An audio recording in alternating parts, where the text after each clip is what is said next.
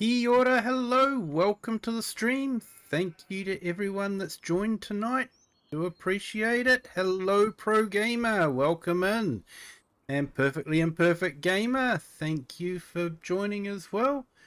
And we are on the new Scottish map, the Highland fishing map. This is going to be a bit of a map tour.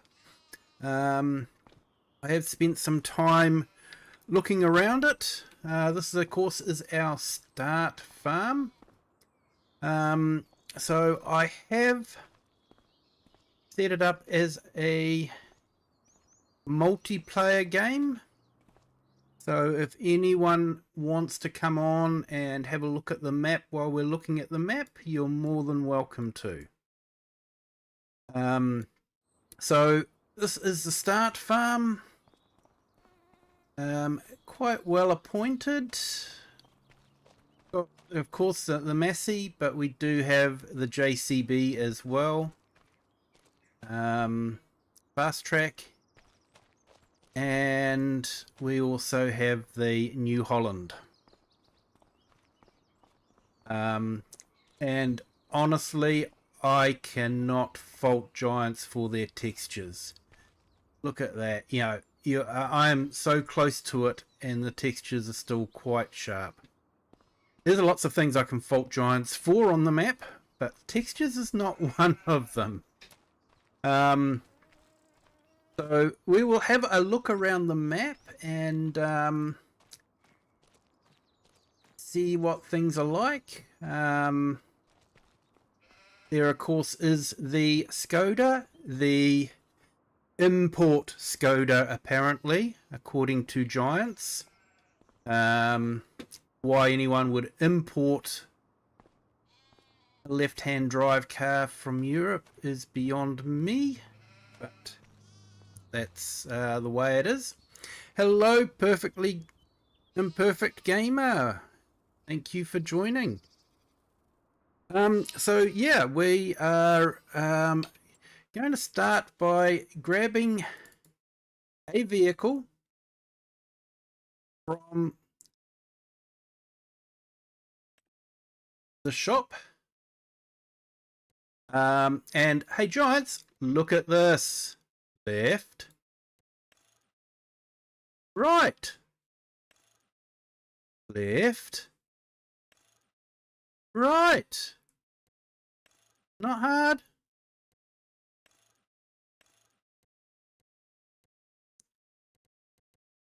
So let's see, what do we want?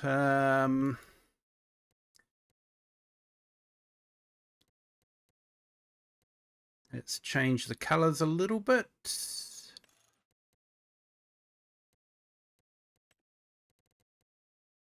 Actually looks quite smart with metallic. Metallic Hardy.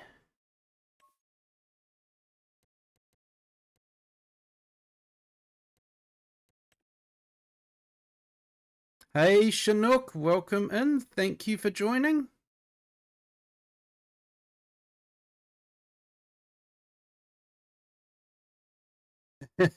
Right time for the clock. Awesome, mate. Here we go. Select. Got to have the chrome. Okay, and the steering wheel is on the correct side. So let's buy that. So we have given ourselves quite a bit of money, because what I want to do is I want to look at a lot of the placeables that we got. So now I'm just going to double check Giants haven't done a sneaky. Let's go down to the Highlands fishing expansion. And no choice to change the side the steering wheel is on. Yeah. I don't know.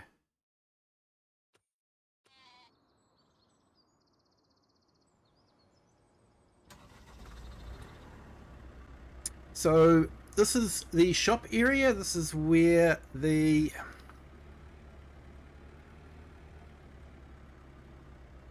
Hey, yep. Put a few fish visible in the water at least, or crabs on the rocks. Yeah, that would have been good. Hey, Wayne Kent, welcome in. Thank you for joining. And Chinook, I'm pretty sure I said hi, but if I didn't, hello, welcome in.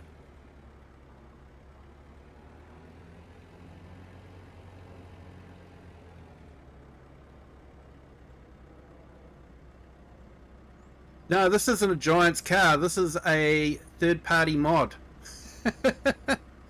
So, yeah, this is nothing to do with Giants. This is all a modder's respect for the community. So, we can start by going into town. So we do have double-decker buses. We've got minis.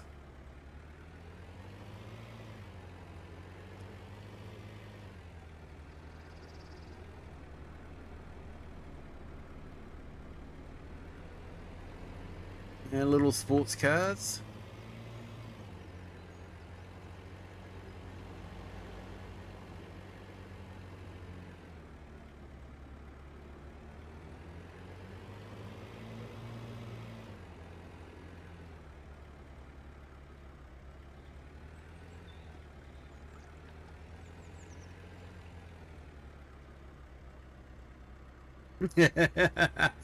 No, Kiwi does not like the starter car. Definitely not. And there are a few things with this map that I do shake my head a little bit with. You know, there are mods available for most of the things that you know, I want to do. But their script mods are not available for console. So yeah, so here we go. And see, we even got out on the correct side for where the steering wheel was. You know, that's how well he's programmed it. So we've got Alistair here. We can talk to him. We have boat ramps. And this, of course, would be the heart of our beating fishing business, would be in this area. So, a lot of industrial area around here. Like I say, the texturing is really good. The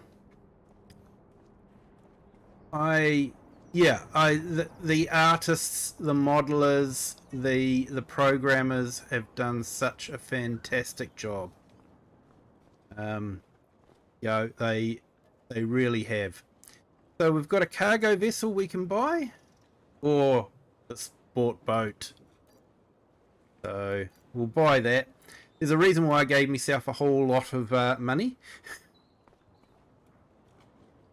So there we go. And you'll notice that I'm, you know, sort of stylishly decked out in a tweed suit with a tweed hat.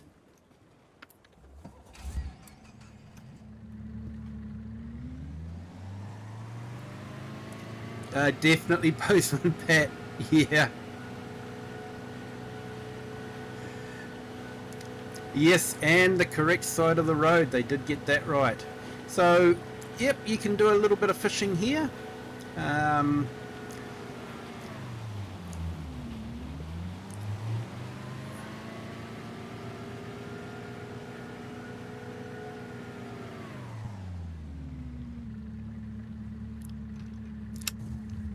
So let's see if we can catch a fish.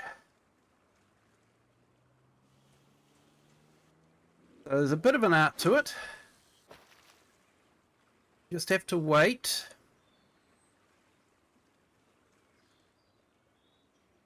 I won't be reading chat at the moment because you've got to get the time to just right.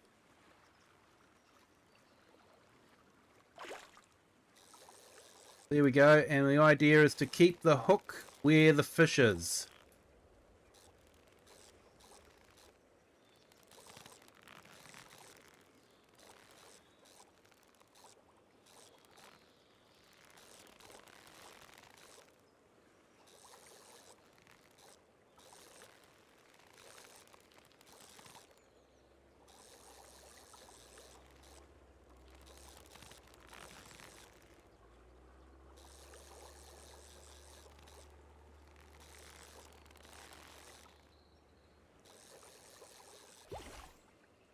All right, we caught a trout. Got 100 quid for that, so that's all right. So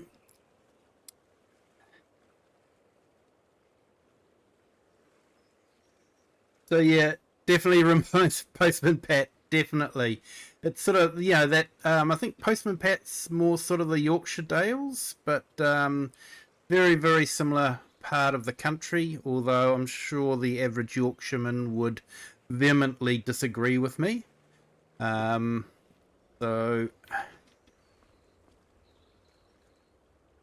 you can do first person view.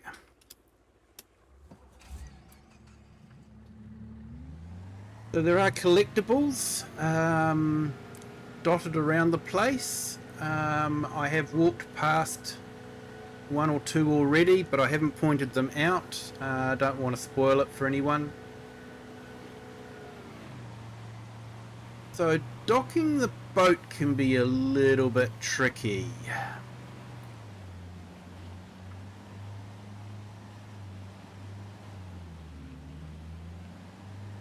So to turn the boat, you actually have to have power on.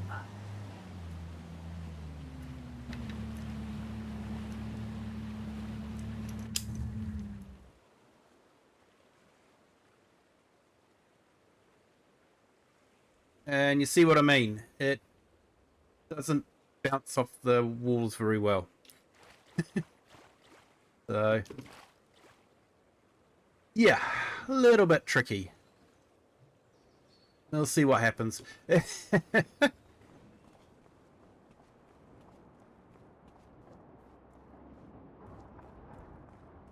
You hate the fishing mini game. You feel there are so many better ways. Yep. Look at the water graphics. Yeah, they've done well with the spray and all that. So we'll go back to our van. So we do have sort of like a stylized, looks like a Chevy front end on a Range Rover. So I think they've done that so they don't get into trouble. But it's got the wood grain dash, what you'd expect for a Range Rover. And then you've got one of these minis. Steering wheel is on the correct side. And this is really galling.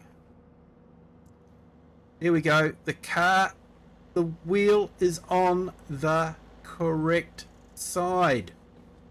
It is a Skoda.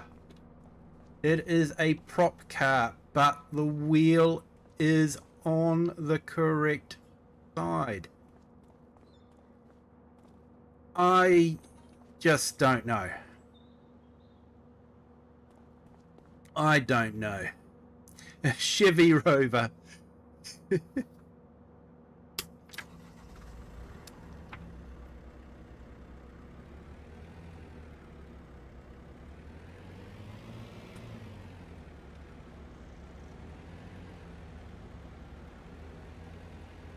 Hey, a little mini. So I think we'll sort of stay third person, more so you guys can sort of get a wider view of the territory and what's here and that sort of thing. The cars are modelled very well.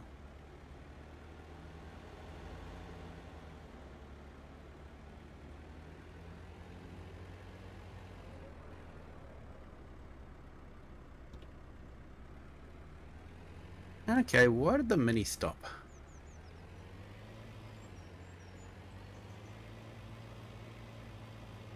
So of course there is a steam train. We're lucky we might see it somewhere along the line, but it does do the chuffing sound and the steam when you're driving it, but if you're not driving it, it doesn't do anything. Hey, thank you to our new subscriber. Welcome to the Kiwi clan. Hope you're having a fantastic day.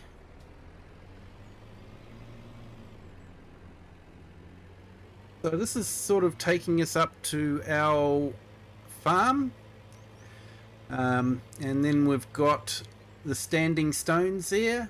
You know, quite common for prehistoric Britain and Scotland to have those sort of things. So I think that's a nice touch. I'm a bit of a history buff, so I like to see things like that. The road is really good. Hasn't got the potholes like they have in Darheim, but it does have patches and that sort of thing. So that's going up to our start farm there. So the buildings do look really good.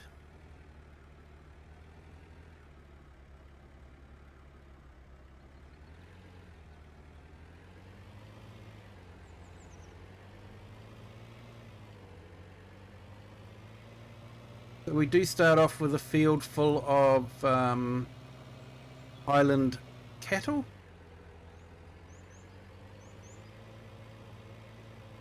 And there's lots of little houses dotted around the place. And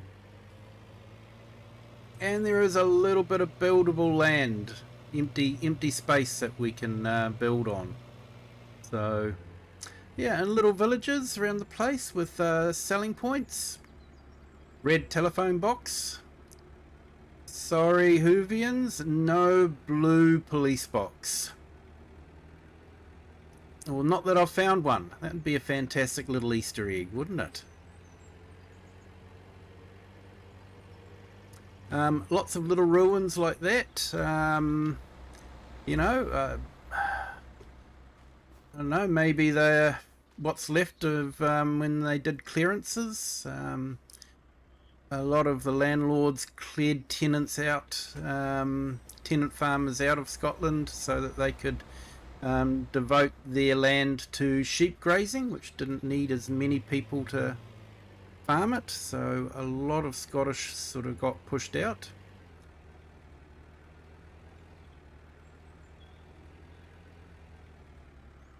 And this here is the Feed and Grain South.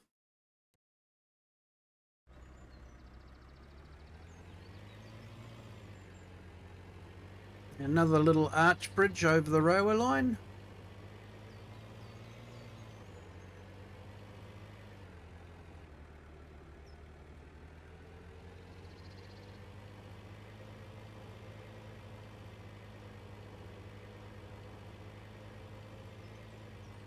A fantastic house.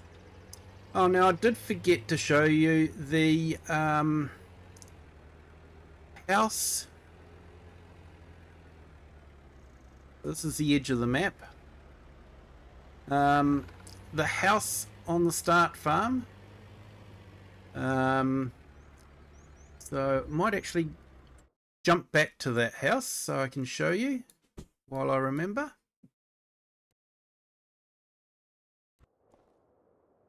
So this is a buyable option, so as a placeable. So yeah, you've sort of got your kitchen and got to have the bagpipes, but no kilt. So there's no kilt in the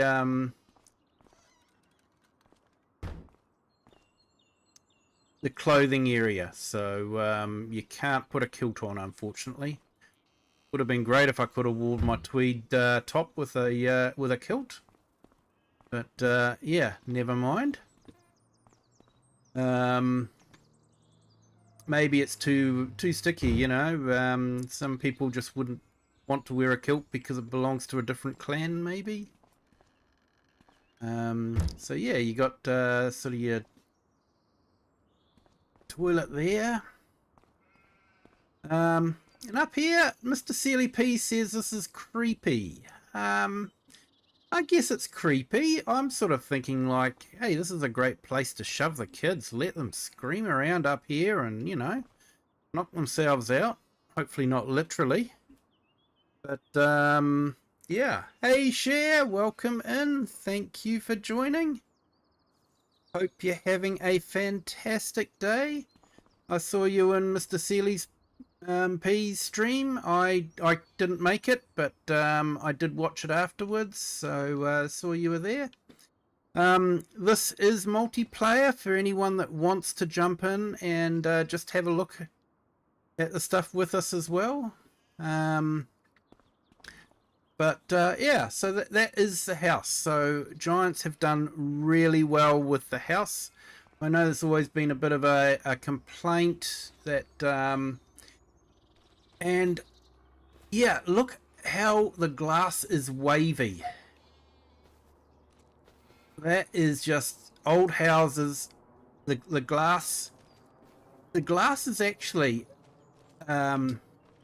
if I got my science schooling right, glass is never actually a solid. It's always a liquid. And as glass gets older, it moves around a little bit. Mr. Sealy P is brilliant. I do enjoy his streams.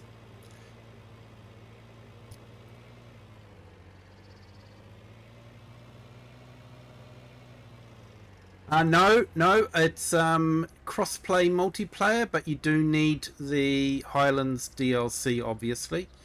So yeah, if you've got the Highlands DLC, the only other two mods you'd need to download would be this Rumbler van and a Fiat truck, because both are right-hand drive, like player vehicles on this map should be.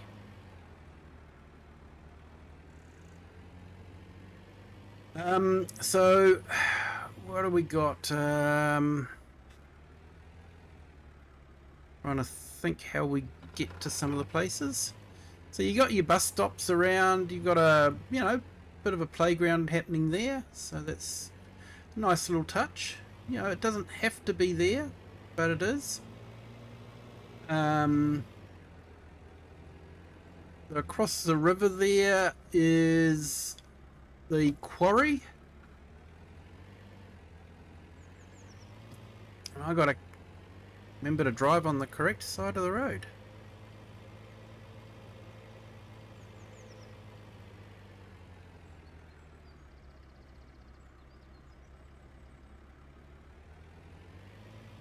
Okay, so up here. No, I have completed the carrots. I was completely over carrots by the end of the stream, so I just wanted to get it over and done with. So I semi-cheated picking the carrots up with a forage pickup. It picks up carrots as well, and then just sort of sprayed them into the back of the trailer. But I've got some interesting statistics for people on Sunday. So yeah, so this is a buildable. You do have to buy the plot of land, and then it will become a windmill buildable. So if we buy that, so land prices are, they're sort of up there. 194 for that one, 112, 260.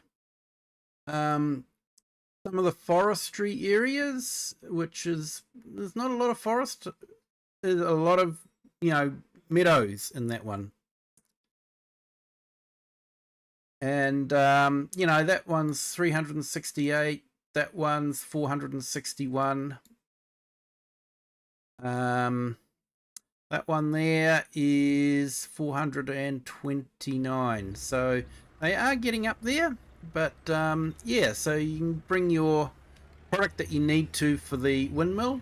And once that's built, I believe you can use it as a proper mill and make flour.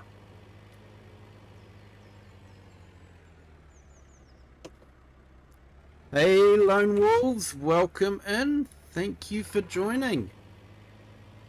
Hope you're keeping well.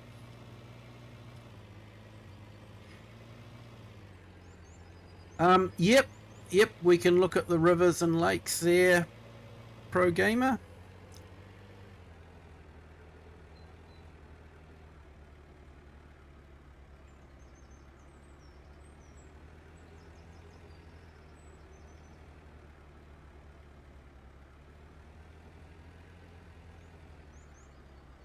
There's one of the rivers there. You're doing good. That's good to hear, mate.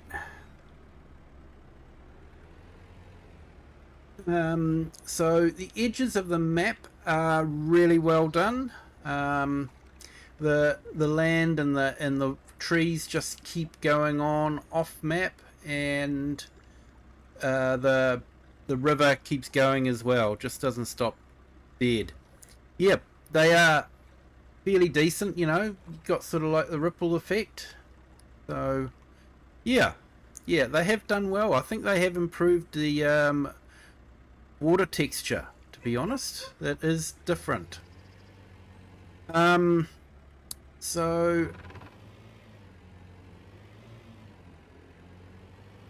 I haven't actually driven around the map. I've only actually jumped around. So that is the stonemason. So that's where we'd get the stones for the castle. Okay, so this is the edge of the map here. As you can see, the trees just carry on. The grass doesn't, of course, but the trees do. And yeah, I think Giants does a really good job with the map edges. You know, and it would be fantastic if other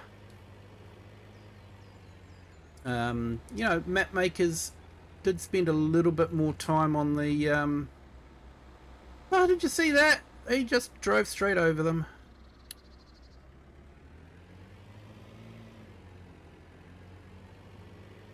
It's a classic case. As I hope their work was prepared to be hit by a bus. So you got public toilets available, modern phone booths. Although, to be honest, we don't have a lot of those left anymore. Everyone's got a cell phone.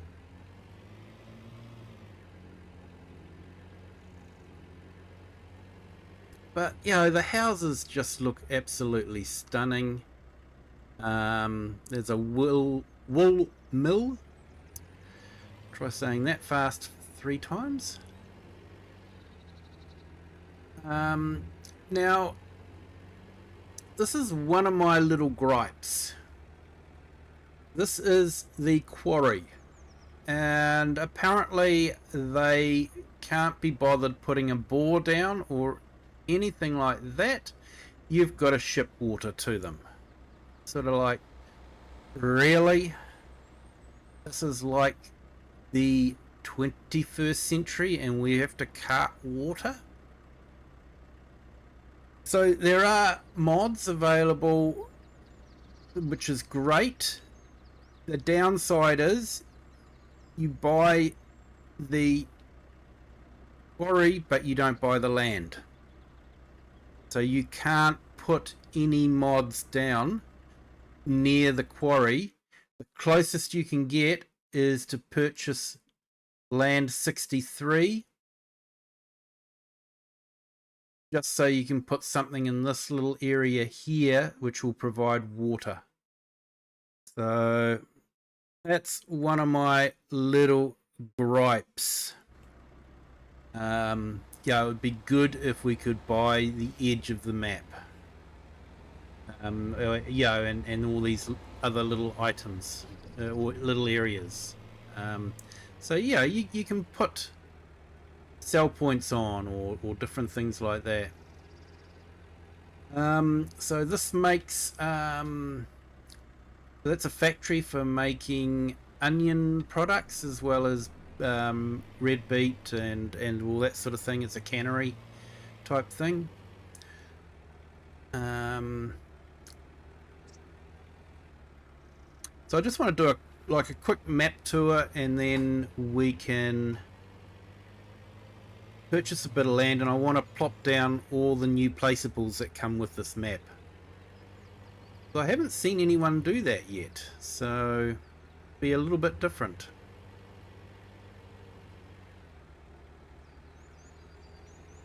But yeah, you know, it is a stunning map.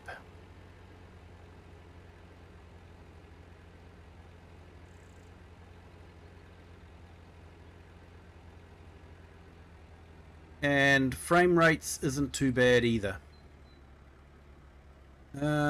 So which way should we go? Yep, we'll go that way. So up round here, it's a bit of a plateau, and we've got a bit of farming land up here. Lots of little ruins dotted around the place.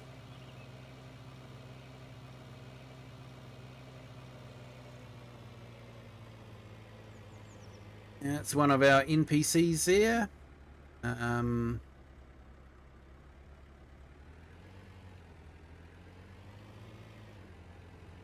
don't know if anyone actually ever, you know, talks to them or not.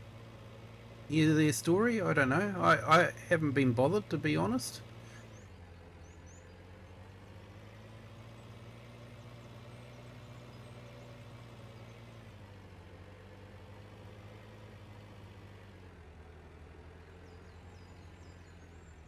So I'm just going to have a quick walk here. So this is one of the forestry areas. So yeah, mainly spruce and a bit of pine. But I was sort of thinking that over here in this this area here, it's kind of flattish. You know, it doesn't take too much to flatten it out. I reckon that is a perfect place for a farmhouse. Look at that view. And yeah, that to me, this is a great place to set up a farm. So yeah, maybe stay tuned. I don't know.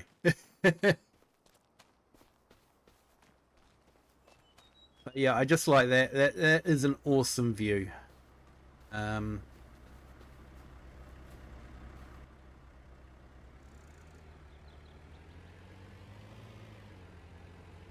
you can see the road, you know, the patches in the road.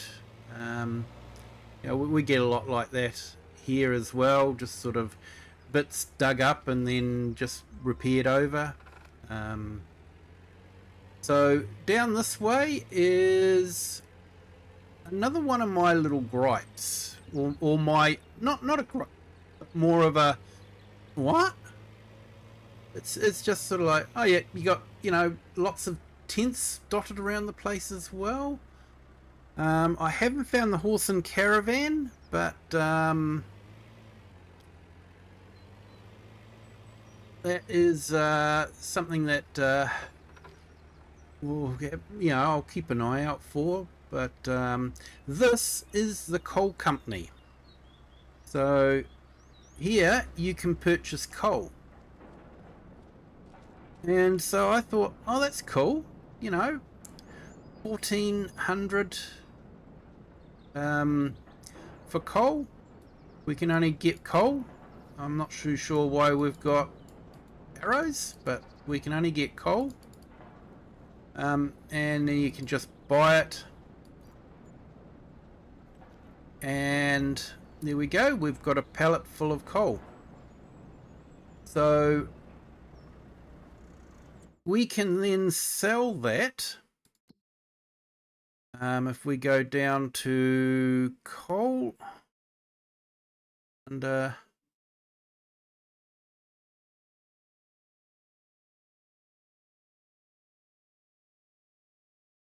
Here we go, coal. So we can sell that for 1,700. So that, yeah, that's making like 300 quid, dollars, euros, whatever your I watch too much UK TV, so it's quid. So yeah, you could make about 300 quid by selling it, but that's in July, middle of summer. I was thinking, great, coal price will be high in winter time, and you'll have something to do during winter, deliver coal and that sort of thing. No, look at the price of coal over winter. I'm not too sure if that will readjust as time goes by, but it's sort of like there's no profit in delivering coal in winter time. I just don't get that. That to me, winter time would be when you're going to make the most. Unless people are so well organised that they're stocking up on coal in the middle of summer. So yeah, I don't know. It just doesn't make a lot of sense to me. Another lost opportunity for extra stuff to do over winter time.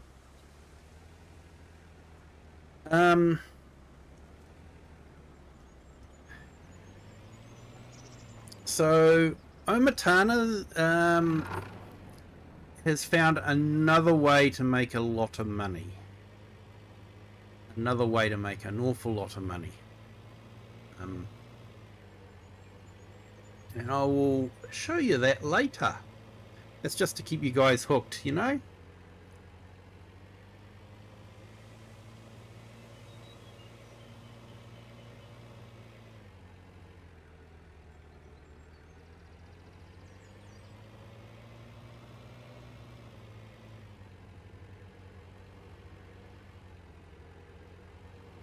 So straight ahead, you can see the other. Yeah, I've gone down the wrong track, but that's okay. We'll go down the walking track. I don't think anyone will mind. So we come up here. This is a castle that needs to be rebuilt. So you don't buy this plot of land, but you just deliver the stuff to it. And look at the fencing. It is just the barbed wire, the texture. It just looks really great. And you've sort of got a little bit of a walkway here. You've got that famous. That is a very famous bridge in Scotland. It is a rail bridge or viaduct. It's not a bridge, it's a viaduct. My apologies. Hey,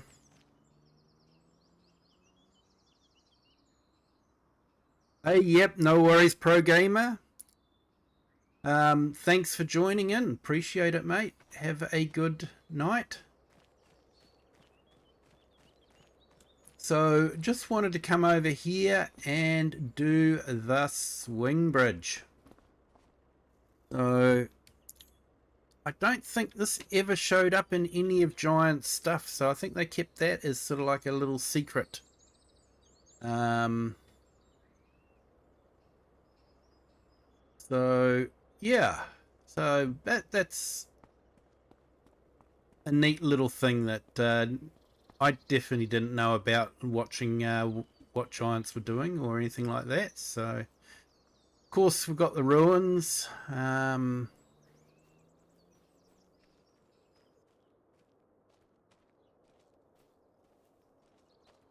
Complete with bath and bucket. And fireplace. It'd probably be a cozy little place, but you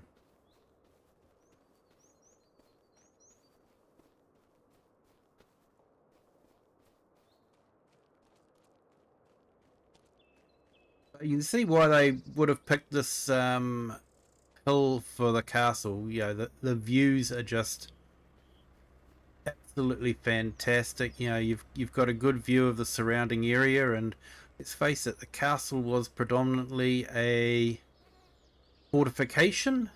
It was a building of war. So if you could see some boats coming down the harbour, or see some, you know, people coming through the woods or the land, the sooner you see them, more prepared you can be. Hey, Mr. S. Grant, how are you? Welcome in. Thank you for joining. Hope you're having a fantastic day. So, I really do enjoy the texturing and the modeling on this map. It is absolutely fantastic.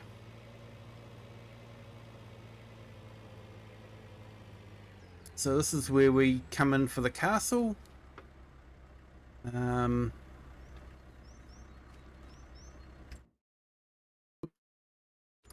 button. Here we go. So this is another shed, and this is another one of those.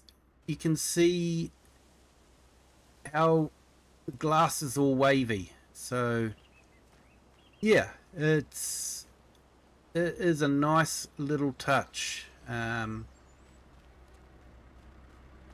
Hey, AI Farmer, welcome in. It's a so-so day. Sorry to hear that, Mr. S. Grant. Yeah, my day's been okay. Was able to start on the map straight away because I pre-downloaded it the night before, but couldn't get the patch till lunchtime. I started at I actually woke up early. I think I woke up at about 4:30, came down 4:30 this morning, because of course it was released at about 2 a.m. and I wasn't going to come down at 2 a.m. So I started installing the patch at about 4:30, and it was just so slow. It was ridiculous, and finally got it downloaded at about midday. So yeah,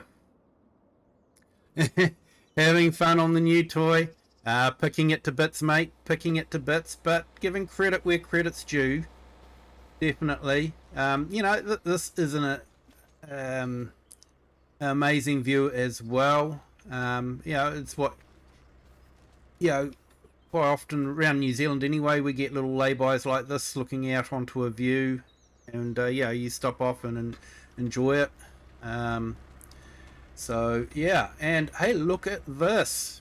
Steering wheel is on the correct side for this part of the world. And no, it's not a Giants mod. Giants haven't done anything like this.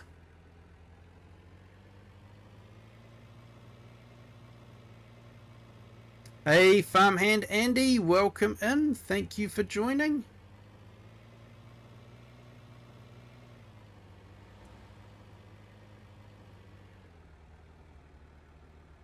But anyone that's interested, I have got this as a multiplayer, so you are welcome to join in if you want.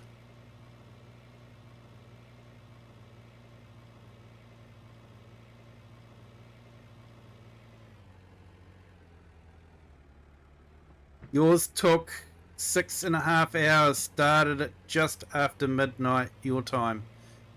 Yeah, they really need to find a new host for their servers. That host is absolutely useless. They're not spinning up enough extra servers for high demand.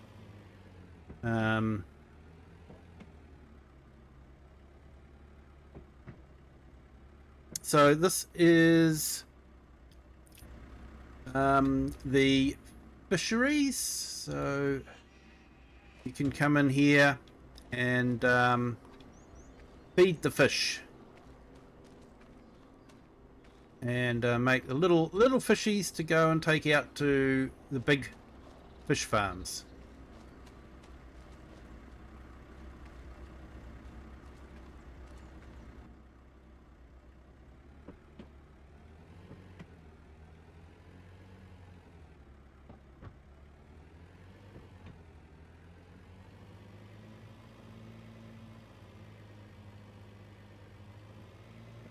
We've got some more houses and shops.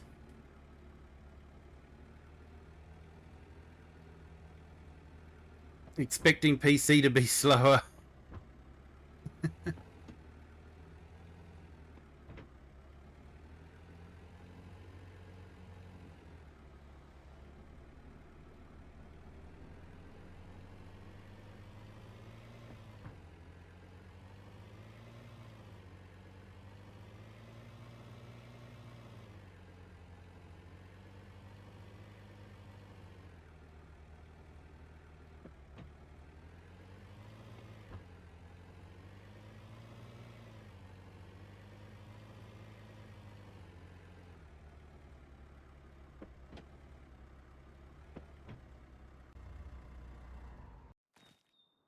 So, like I say, I don't know why, but you know, this is a prop car, and they've put the steering wheel, they've got everything modelled. It's like, why couldn't they just release that as a drivable? It's just, I don't know. I don't know. It's plain stupidity to me. But so we've got a nice little area here, you know, it's bit of fishing stuff. Not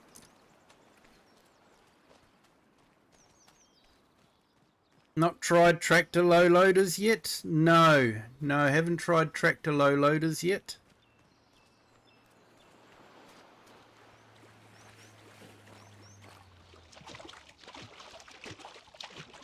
Careful with rail crossings, you hit some of them unless going slow, and semi-low loaders don't go over them.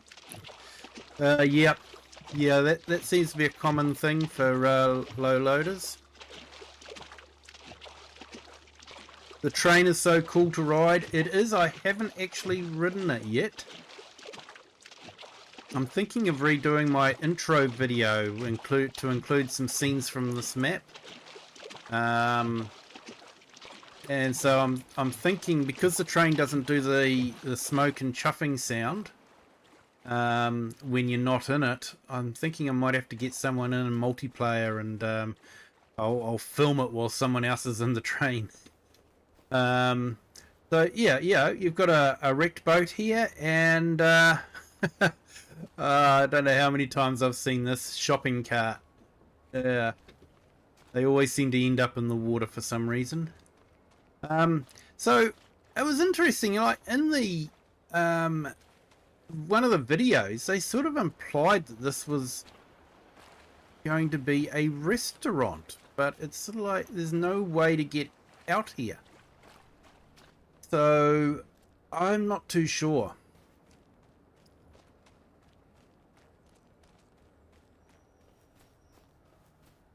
You can go over the tracks with a low loader. So yeah, you look at this, like the texturing is absolutely fantastic. Let's see if I can do flight mode. I don't have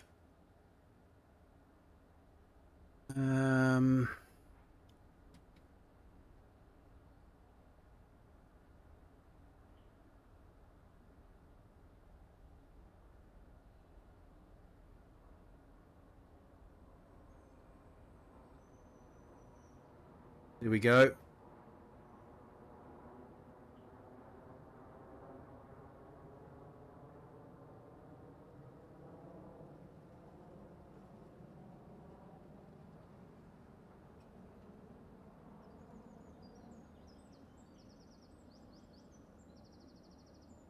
So I just wanted to fly up here just to give you guys an idea of the detail that they've included in this map.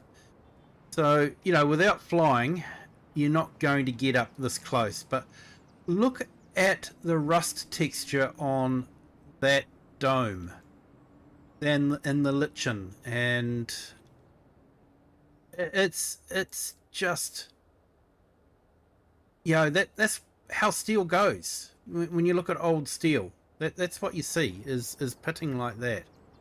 You know, and the lichen, the rust, and it's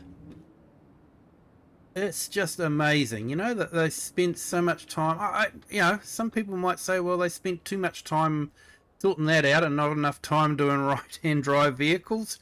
And I might agree with you there, but it is still just amazing looking at the texturing and the layering and all that. I just wanted to show you guys because, yeah, I think, yeah, someone spent a lot of time getting this right, and you know, most people will never see it. So I just wanted to draw your attention to it because they've just, you know, someone spent a lot of time on that, and they've made it look absolutely amazing.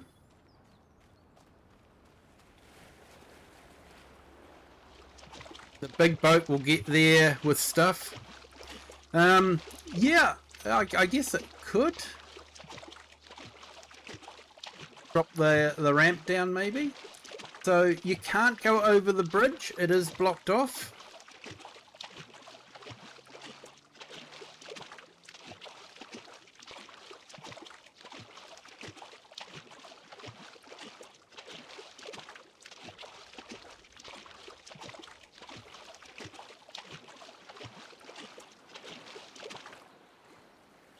Detail that is first important. Right-hand drive can be added in with a fix if they do it. Yeah, it's like I feel like it shouldn't be a fix. Right-hand drive should be a detail. Because like I say, you know, this, I'm pretty sure this is the Octavia. I don't think it's the ENIAC. Yep, it's the Octavia. So this is the new car that was released for the map, and look at the detail in there, and the wheel is on the correct side for the map. So why have we got a left-hand drive drivable car when they've got right-hand drive placeable cars? I don't know, it just doesn't make a lot of sense to me.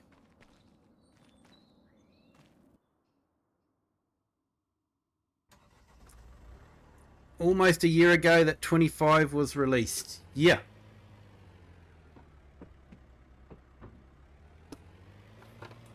So let's go show you a trick that Omatana's found. They may change it with an update. Because it is a bit OP'd, overpowered. But I'm not complaining. I hope they don't nerf it, but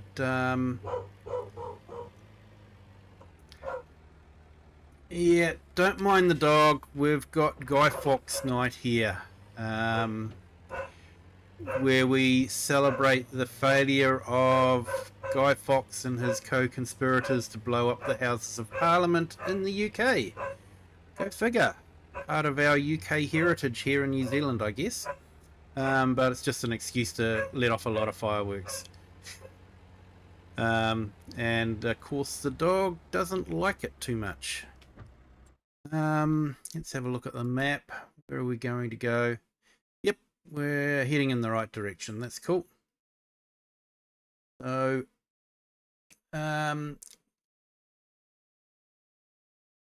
over here is another farm area. So I might actually take you to that farm. It's the second farm area. at least one car that drives wrong. Yeah, mate.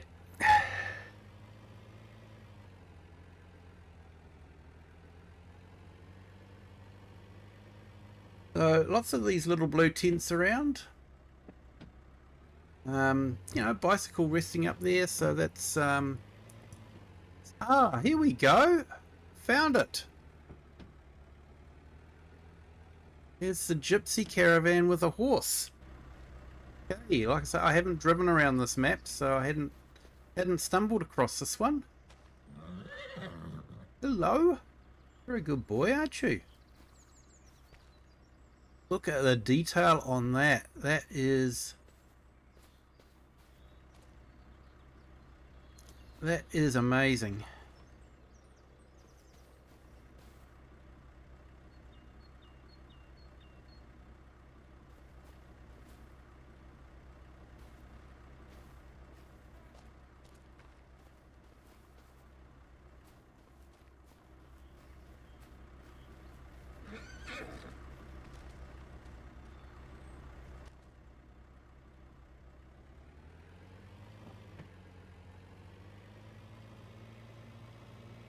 Hey, Farmhand Andy, not surprised, mate. You're on the second farm, done your own build on it. Yeah,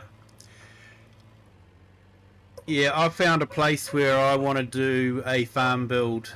It's got an absolutely stunning view, and I think it'll work quite well.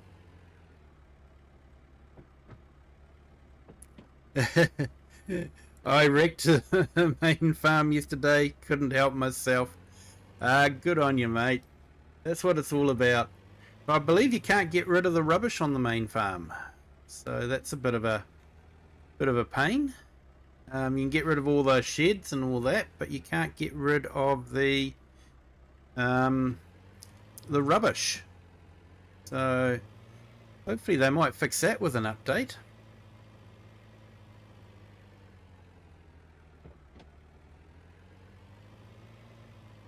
Yeah, I think you definitely have trouble getting a low loader over that. So yeah, it looks like we've got a that be a cow shed? Might be. So this is definitely a second farm.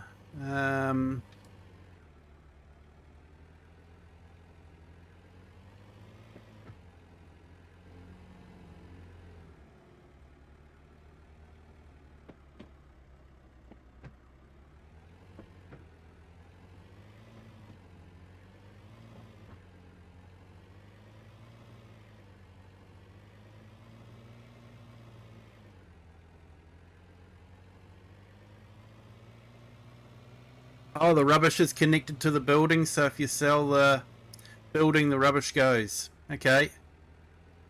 Because I know Shane from Hobby Gaming was wanting to keep the buildings but just get rid of the rubbish, and he couldn't do that, so he didn't actually delete any of the buildings to, I guess, find out.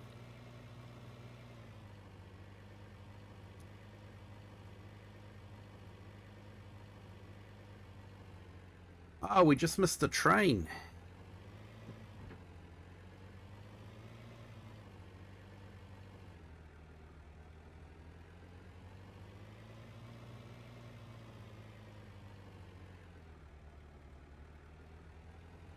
Wasn't paying enough attention, sorry guys.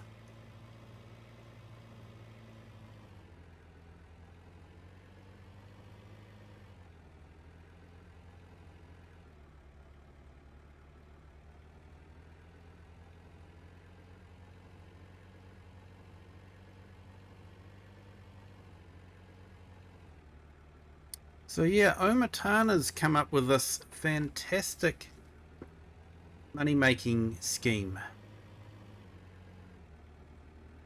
So this is all about getting the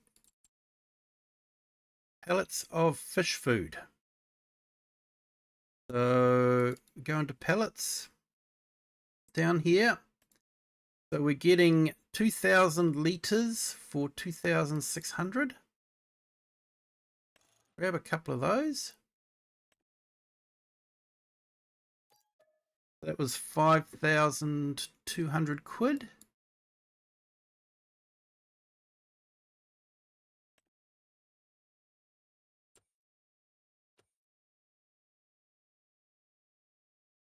Yeah, that's one of over 10 miles per hour. Come to a stop.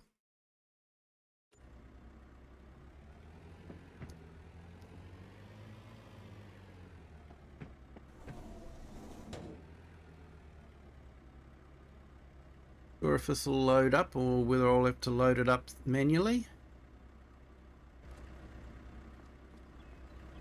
Yeah, I'm not getting the load up thing, so I might have to do it manually. So we'll just give ourselves a bit of spinach.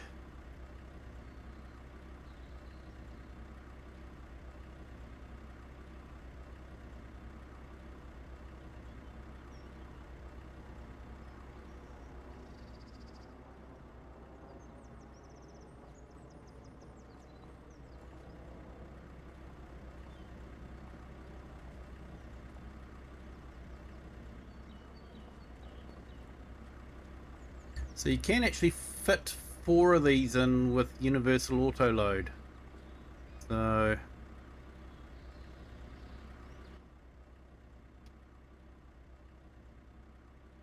now if we find somewhere to sell that,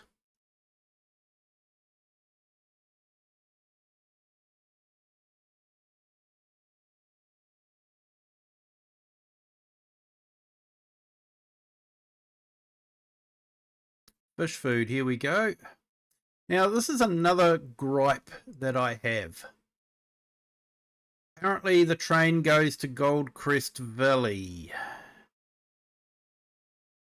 That's doing really well to get to Goldcrest Valley. From what I remember, Goldcrest Valley was Midwest America. So yeah, yeah. They could have renamed it to something more Scottish. Just a little bit of code. So yeah, I don't know. So warehouse is one of the places that we could go to. Whereabouts is that?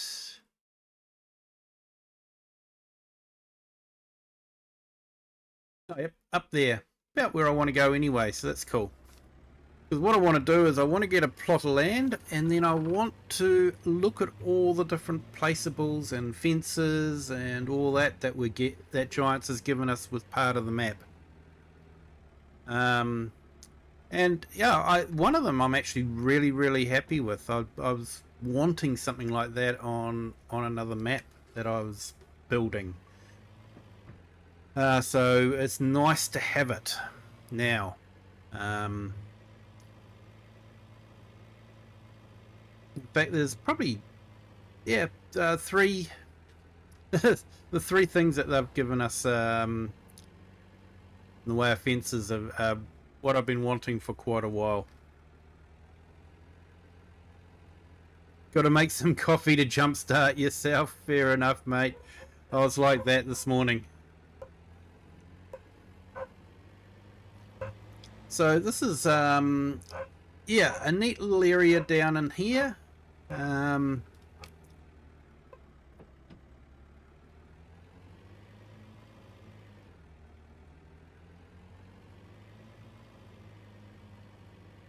So you've got your train station here, so you can grab your train. So we might do that.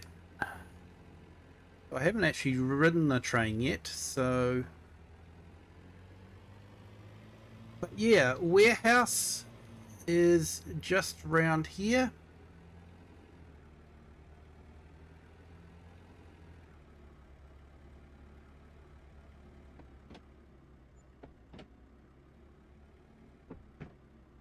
So we made 19,000 quid for an outlay of 5,200.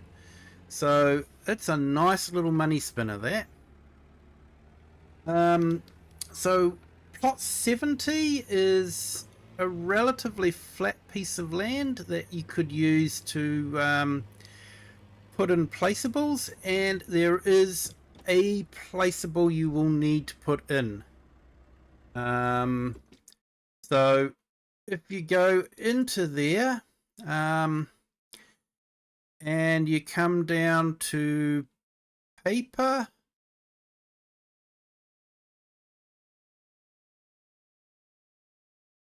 paper roll. So there's lots of places you can sell the paper roll. Board games, books and poems, the copy shop. Yeah, the words are hard. Magical toys, nautical gifts, as well as, you know, lots of other little places. But, you know, you can sell paper to a lot of different shops. But when you look at the available factories, we've got a bakery, biogas plant, carpentry, fish food factory uses soybeans and oil of some sort. Olive oil, don't know where you're going to get the olive oil from. Olives definitely wouldn't grow here. I was pushing my luck in Gloucestershire, so there's no way olives are going to grow up here. Realistically, I'm sure you can plant them and they'll do fine, but you know, realistically, they won't grow up here. It's just not the right climate. And of course, we've got our quarry that requires water, and apparently we have to trailer it there because that's what people do in the 21st century. I'm getting a delivery of water very soon at my house. Not. Sawmill does the standard things, prefab wall, that sort of thing. Spinnery, doing wool and cotton. Not that cotton would be great round here either, I don't think. Stonemason, making the castle stones and the roof shingles for the castle. Tailor shop to make snazzy clothes like I'm wearing at the moment. Vegetable processing does things like carrot soup. We won't go there. Fried onion, where you need canola oil, rice oil, or sunflower oil. Like I say, olive oil, where are you going to get the olives from, realistically, you know, if you're playing realistic? Onion salt, onion soup, parsnip, potatoes, red beet, and our old favourite, the triple soup. And then you got fish breeding. So these are all that are available, but there's no paper factory. Which just seems, yeah. Why have we got people buying paper from us, but we can't, we can't buy a paper factory? So yeah, you definitely need some land like this if you're going to be putting in a paper factory.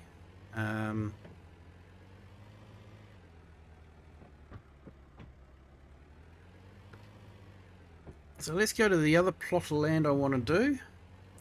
So yeah, carting fish food is definitely quite profitable at the moment. I did it on normal and it was still quite profitable.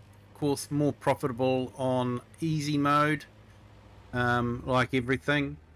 So easy mode is actually a really good way to play because it moves things along quite quickly. You don't feel like you're putting the, you know, you're slogging along. You're getting there quite nice. So yeah, where do I want to go? Oh yeah, there we go. Missed me turning again. Keep talking, looking at chat. So yeah, I've driven the JCB. It's got a nice sound to it, but I don't think I've driven the New Holland yet. I just want to go down here because there's another plot of land that will probably make a good place for maybe a greenhouse area or something like that. But I'm going to purchase it because it's reasonably flat.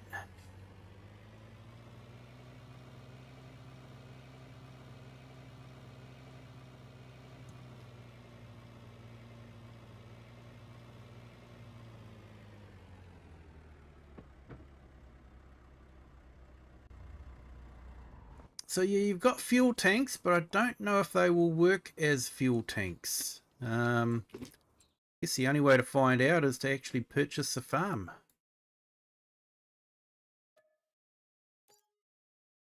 And we'll grab field 72 as well. So yep, that is a cow barn there. But yeah, no, it's a little bit disappointing that you can't use this as a fuel tank. I don't know, I guess maybe it's just too rusty now. So you have to put in a new one. But yeah, to me it would be nice. So this is one of the placeables that comes with it. So yeah, you've got a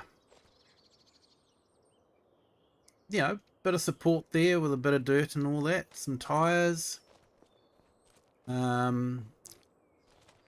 You've got a cow shed, but I don't think it will do milking, so this will be another Highland cattle shed. No milk.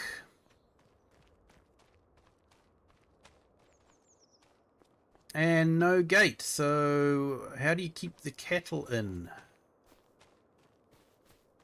Yeah, bit of an oversight there, I think. 72 is your cow pasture. That'd make a good cow pasture, actually. Definitely. So you've got a bit of a greenhouse there, but that's only decorative. So what I want to do now is I actually want to have a look at the different placeables that they have given us.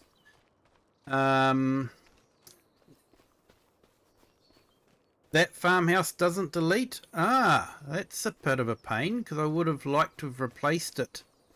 Did think about going to that farm and replacing that farmhouse with the buildable one, but yeah, if you can't delete it, well, that sort of puts stayed to that idea.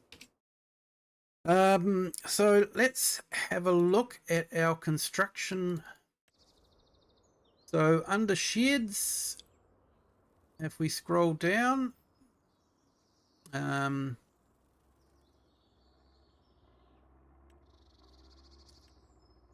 so got that one there. I might just drop them in. Got this one, that one. We'll drop them in and then we can delete them later on. So we've actually got quite a few sheds.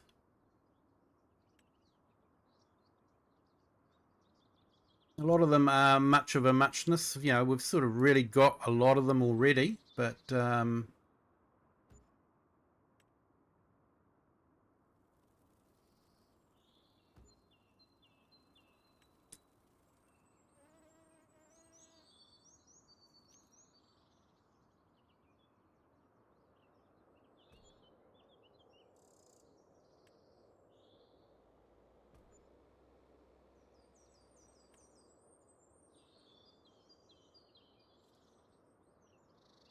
okay, I think I'm running out of room here, so might just go and have a look and see what it is.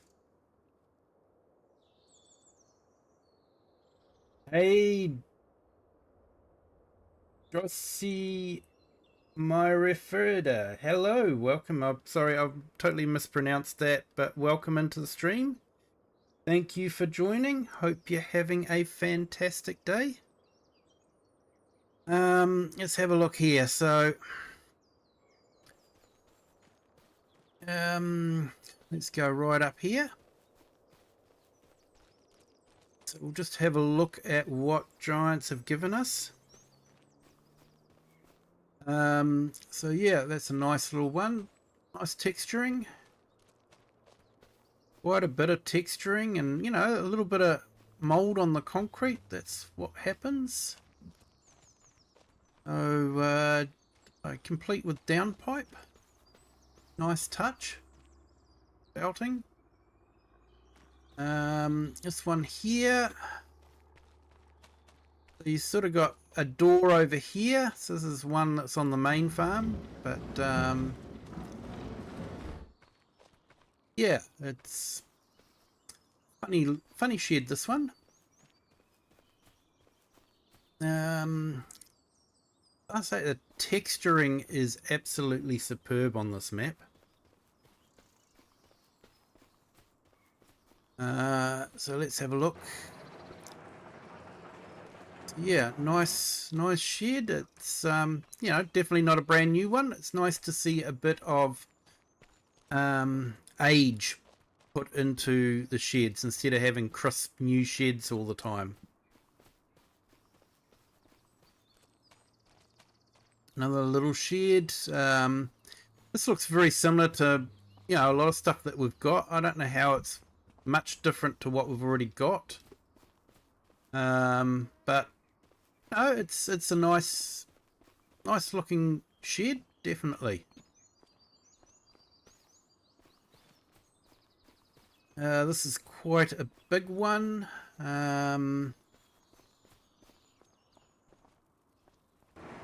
Quite a number of bays. Definitely a lot of storage space in this one. And a repair shop. Nicely done.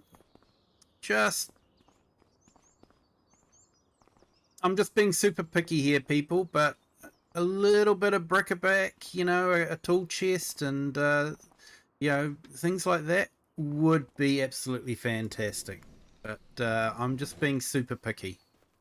I'm happy to admit to that. So this is another sort of like carport type shed. Quite neat.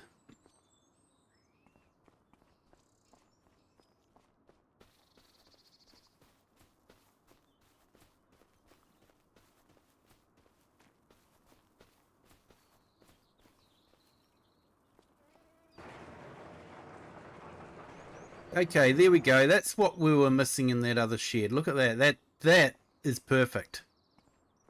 I like that.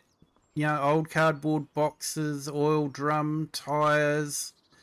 The texturing on this is absolutely incredible. The other thing I like doing is just looking at the door and how it is going up along the tracks. There's actual tracks. So, yeah, I like this shed. I do like this shed. You know, definitely got that used. Been on the farm for quite a few years. Another shed with some bric-a-brac. Just don't think it's a repair area. It's just a bit of decoration. So that, you know, it just makes a difference. You know, if some of that stuff had been in that new shed, would have been good. Right. So let's delete these.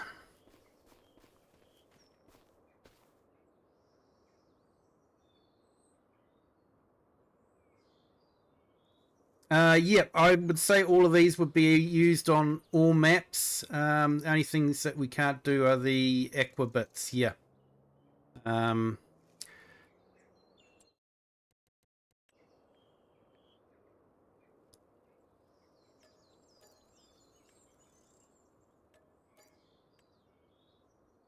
Clear these.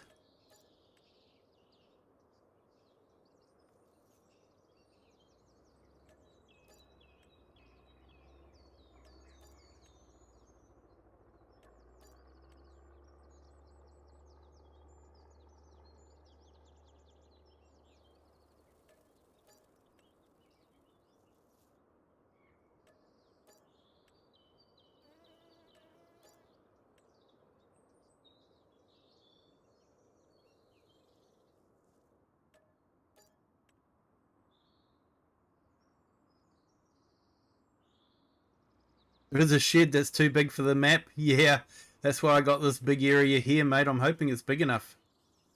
So let's have a look here. Back to sheds. I think we stopped off at that one, so we've got this one here. It's quite a nice little shed. Solar panels on it too. There's this one. And I think this might be the one you're talking about, eh?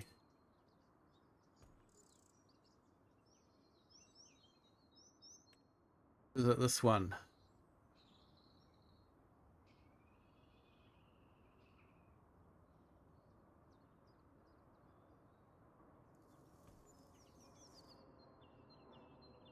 Right, so that's all the sheds that come with the Highlands pack, so that's quite a few.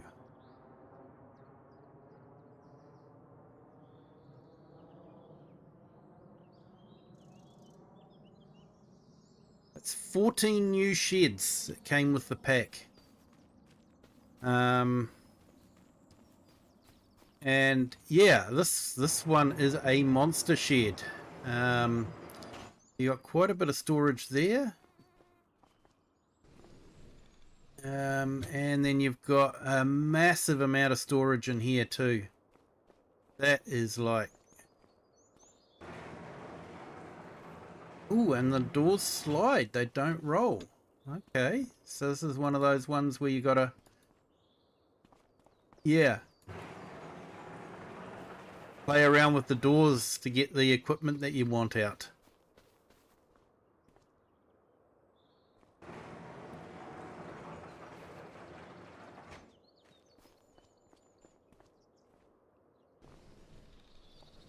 And another workshop area, but no tools or bric-a-brac.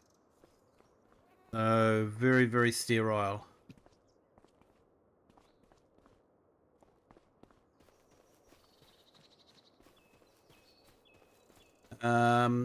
We've got this one here.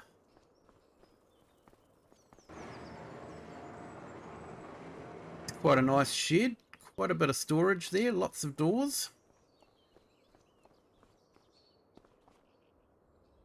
And they've got that opening system, which, yep, got all the tracks and all that. So, yeah, there was a couple of sheds in FS22 that had doors like this, but they didn't have tracks, and they just looked weird just hanging there in midair. So, yeah, I think that's always neat. So this is a nice little shed, this one. Bit of storage.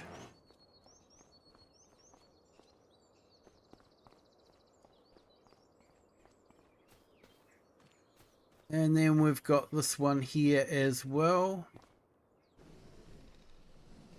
So good lot of storage in here. Sliding doors again.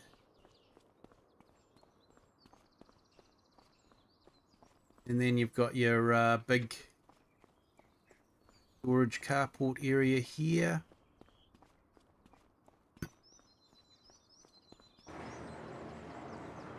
And some side doors.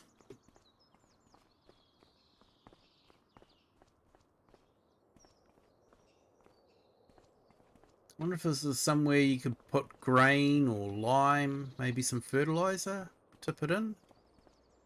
Got a bit of a lip here, so stops it from going out.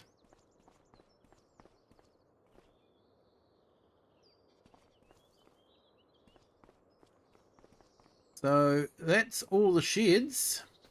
Delete these and have a look at other things that we've got.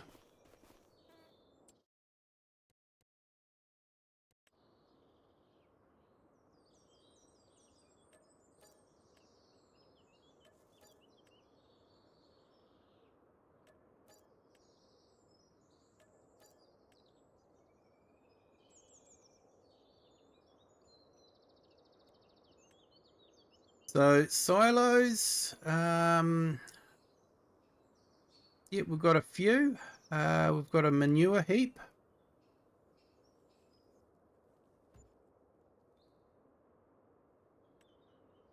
Got a small bunker silo. This is a neat one. This is the covered silo. It's a storage hall. So these will only do 90 degrees. They won't do anything in between. Another one for storing bulk material.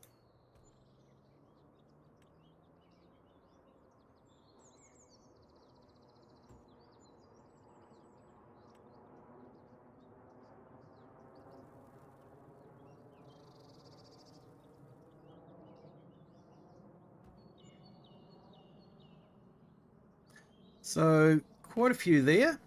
Have a quick look.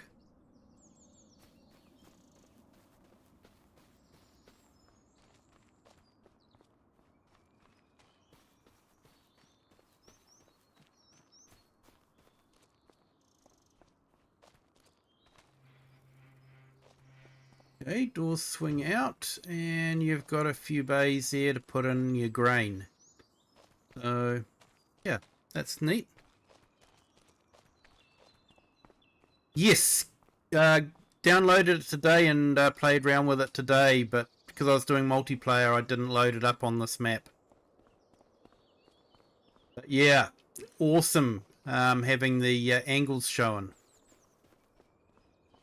So it looks like the same sort of bunker, but one's for silage and one's for manure.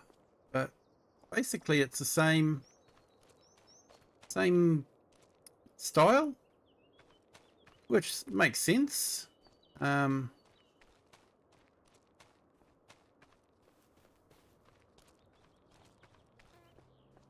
And this, of course, is our covered bunker silo, which I think is absolutely awesome. Very, very similar to Tom Pemberton's, really.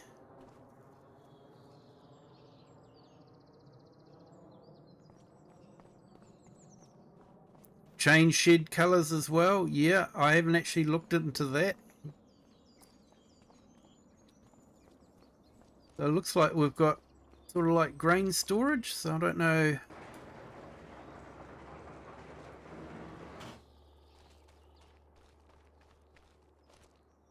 So I'm not too sure how that works, because it looks like we've got sort of like an auger system.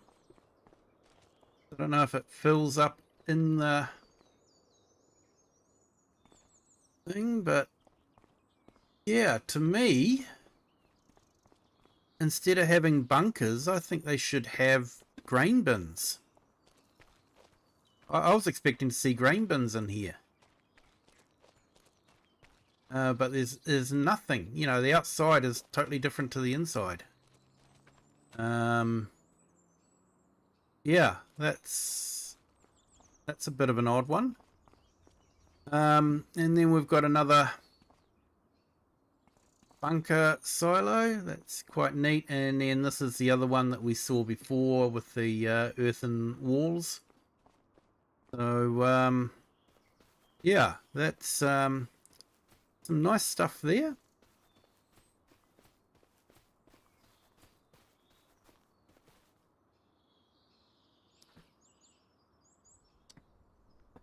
That fills both grate and tip. It's on the main farm. Oh, yep. Cool. Let's go back in here. Rid of all of these. I just wanted to see, I haven't actually seen these up close, except for, you know, if I've walked through them in the main farm.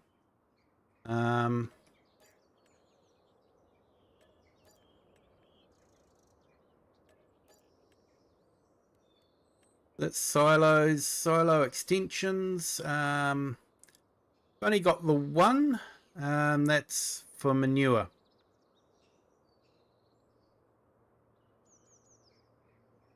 The rest is all base game stuff. So constructions. Now this is the interesting one. We've got a whole heap of new constructions. So that's your standard ones there. You know, I built that one on a private game. That one appears in a lot of maps. That's the one I built for Gloucestershire, and that's the one I built for Frickdarks. We've got the sheds there. I don't think anyone really bothers with them because they just cost too much to build and take too long. But it looks like we've got another... I'll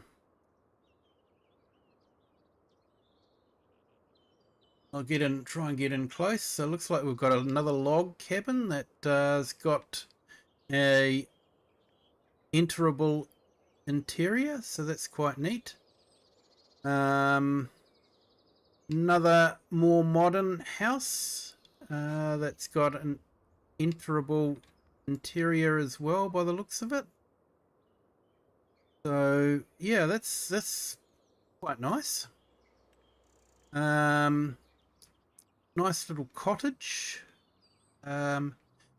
Once again, looks like it's got an enterable interior. Nice thatched roof on that.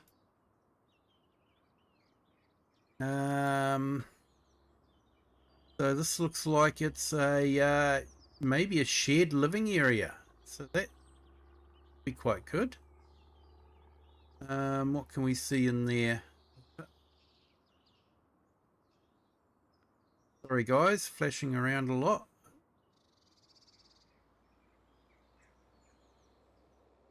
Okay, so it looks like it's just got a interior room, but not a lot in it.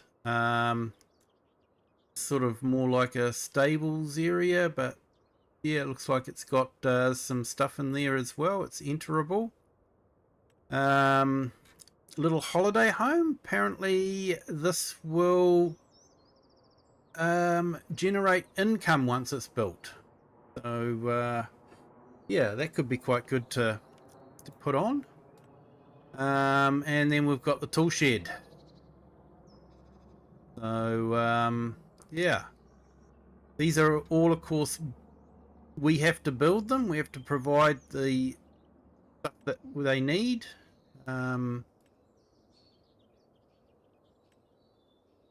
So that's under constructibles. I didn't place them down because, of course, all you end up with is a, you know, fence and that sort of thing. So not a lot of sense doing that.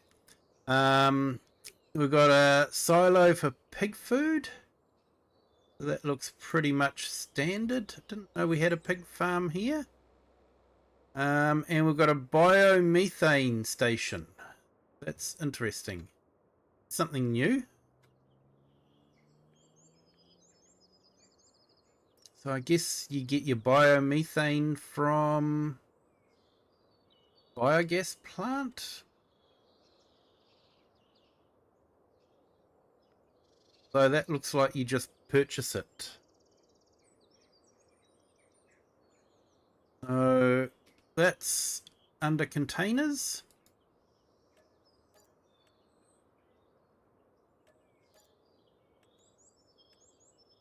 And under tools, only thing we've really got is the electric charge. So we've got another option for an electric charger. So yeah, it's always nice to have options.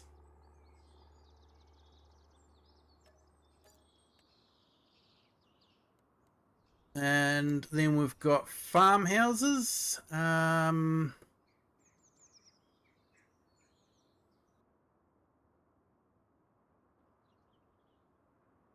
So this is your standard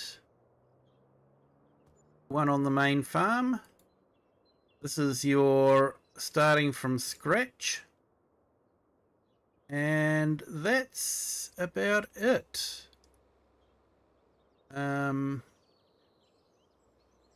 All the rest of them are your standard houses where you can't get into them. Everything's on the outside. So it's nice to see Giants providing an interior. I think that's a nice touch. You know, I'll give credit where, you know, I think they've done really well, and they've definitely done really well there. You know, we've got a tent set up for when we're, you know, starting from scratch. Farmer Cop's already done the just starting with a fishing rod and working my way up.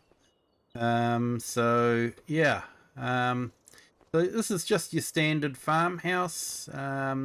Once again, the room that freaks out Mr. Sealy P. But like I say, hey, if I was a kid and I had a house like this, man, I would have been absolutely stoked. And climbing up to a playroom. Only thing that's missing is a box full of Legos spread all over the floor.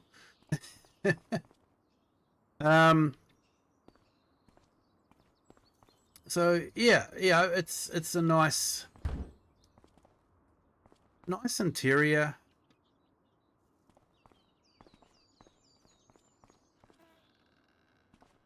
And yeah, you've sort of got, I think it's 2, possibly 3 bedrooms, although this one isn't set up as a bedroom. Fold out couch maybe, but yeah, it'd definitely be classed as a bedroom if the real estate agent is trying to sell the house to you, and would be classed as only an office because it's too small to be a bedroom if they're trying to get you to sell it. But yeah, you got a nice laundry area, so that's quite neat. And yeah, you know, the texturing on the glass and the waviness just looks really awesome.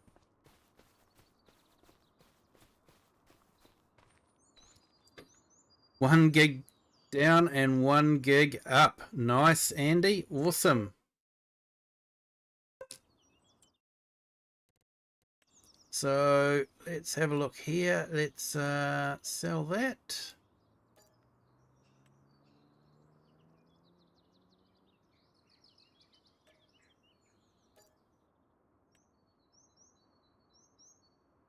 Okay, so that's under farmhouses, factories. Got a lot of our standard factories.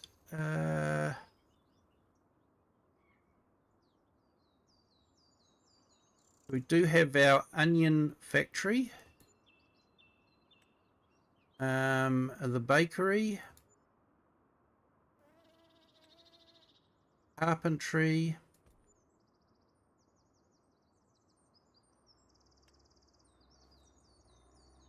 Dairy.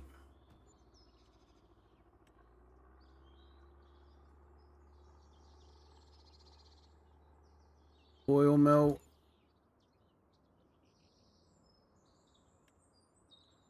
We can build a quarry wherever we want.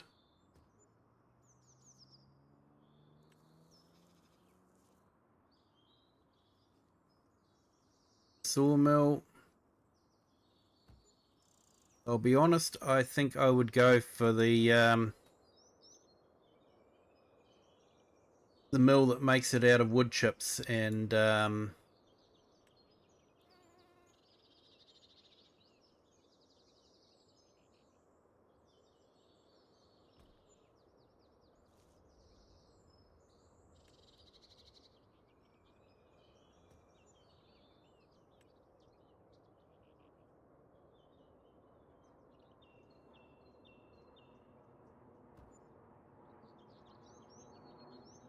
you have like 10 boxes of Lego with Lego from 75 to the 80s. Oh, mate, you've got the spaceship one. Ooh, that's worth a lot of money now. So yeah, this is all the different ones we've got. So that's believe we put the onions in here and they bag it, I believe.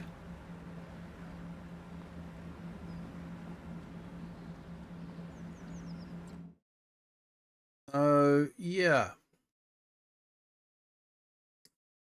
So 100 onions makes 80 onions packed.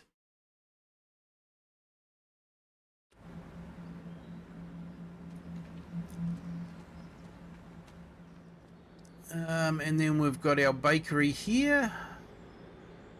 I no, it doesn't look like we can enter in, which is a shame. It's quite a detailed interior in there.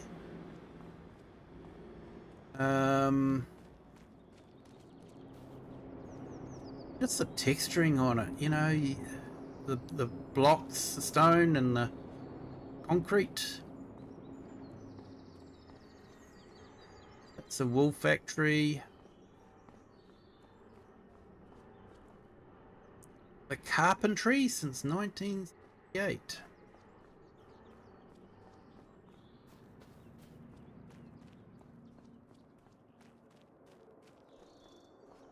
Of course, is our quarry, established 1964.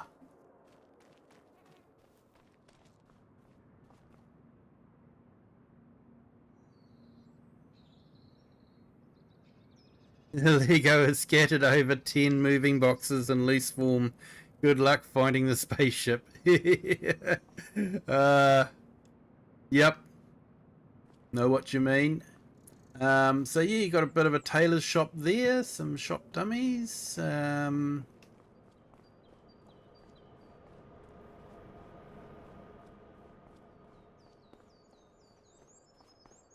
buildings just look absolutely stunning. They're absolutely fantastic.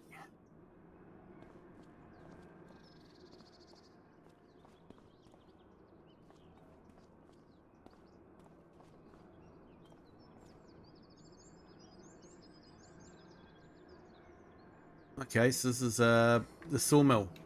That's it. Yes, that was 3 different pieces, wasn't it? Sawmill. So that's our productions. Certainly made a mess of this land, but well, I won't be playing on this particular map. I will be starting a new game, so it doesn't really matter.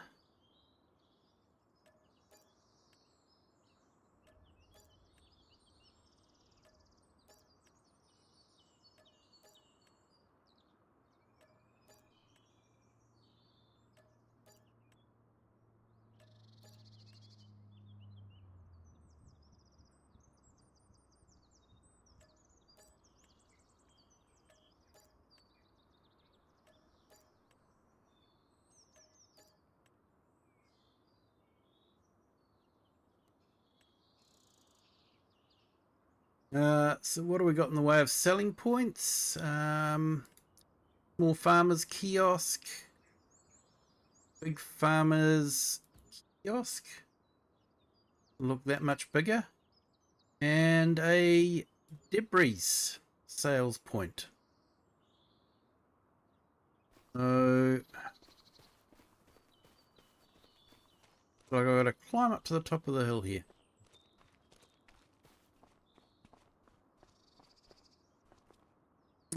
So yeah, so this will be where we can sell stones that we get from the field.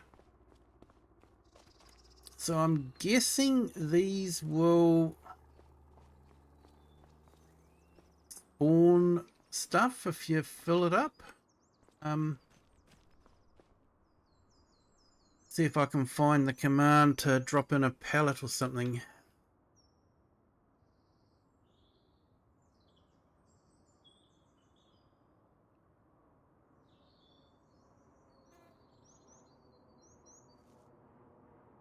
Certainly do a lot of commands.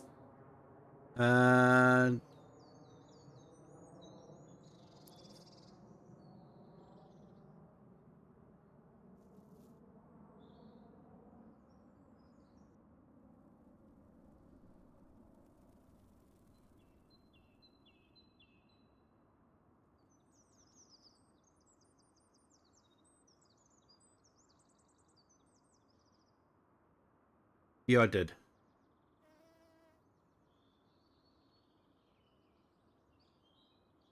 Can't spell to save myself, guys.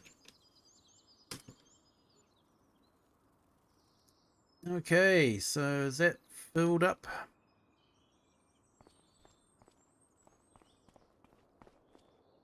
Nope, I don't see any lettuce floating around there, so maybe not.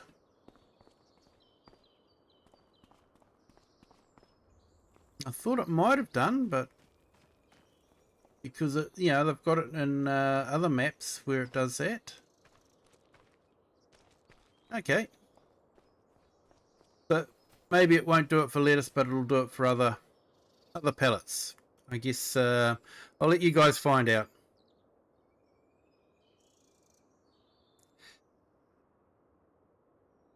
Hey, Jaden Smith. Yep, this is the new DLC that you have to purchase from Giants. It's a Highland fishing map.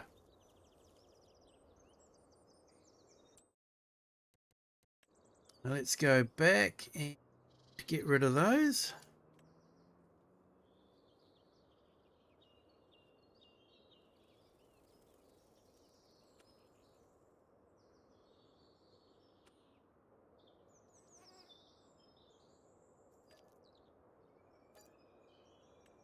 Okay, looks like we can't sell this one.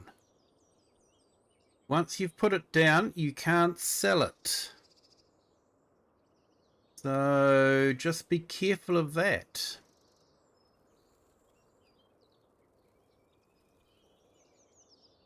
We've got to enter into demolition mode first. There we go.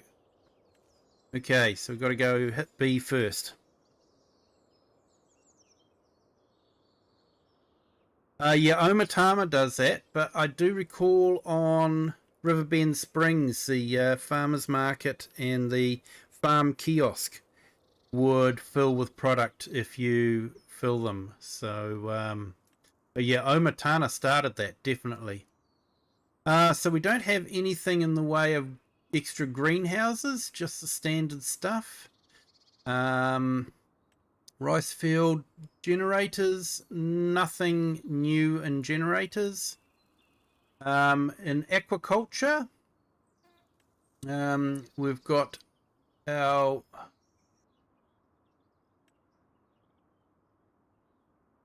we do have a fish pond, and we do have our aquaculture out in the harbour. So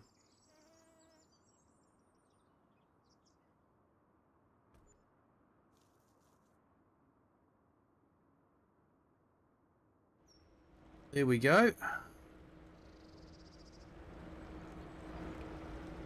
You get your 125, and you get more fish. And depending on, I think, whether you give them fish food, you increase your chances of getting more fish. So Umatana was saying that she has seen fish in promotional shots, but she has not seen fish in game in this pond. And I'd have to agree, I haven't seen fish in here either. But I believe you can fish from this as well. So, hey Kurum Gaming, welcome in. Thank you for joining. So this is another, for me, a lost opportunity. I think it could have been quite good if this could have been done like a rice field where you plot out the edges so you could make sort of more like a irregular pond rather than a rectangle pond like this. I think that's a missed opportunity. There may be technical considerations that I don't know about, but I'm sort of thinking it's to me it almost looks like a rice field, just quite a bit deeper. So I'm not too sure.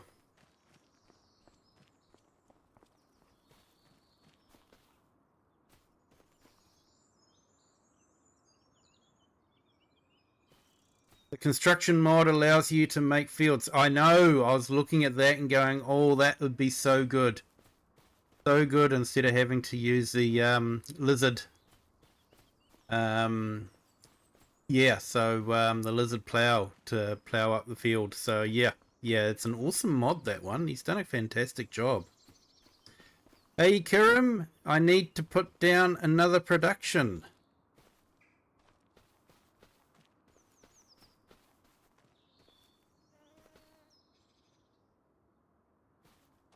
You need to get the fish fry facility and then transfer fish from that to another pond. Ah, so that's how you get the fish in the to actually show up in the pond.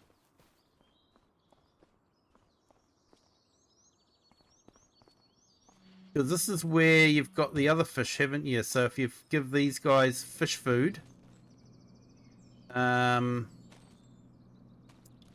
they start producing fish, I guess. I haven't actually played with the fish much. I've just been exploring the map. I haven't been playing with the fish side of things. So I'm planning on doing a 6-hour stream on the weekend. So I might, play around with the fish. Yeah, so this facility here gets a pond started. Cool. Okay, thanks for that, Kirim. I'm definitely going to be playing around with the fishing. I think most of us will be, but there'll be a few that's saying, fishing is not farming. I don't want to have anything to do with it. Transfer fish from this fish facility to the pond. Cool, yep. Awesome, mate. Thanks for that. Appreciate it. So let's all that. And not too sure what happens if we sell the pond. End up with a dirty great hole in the ground.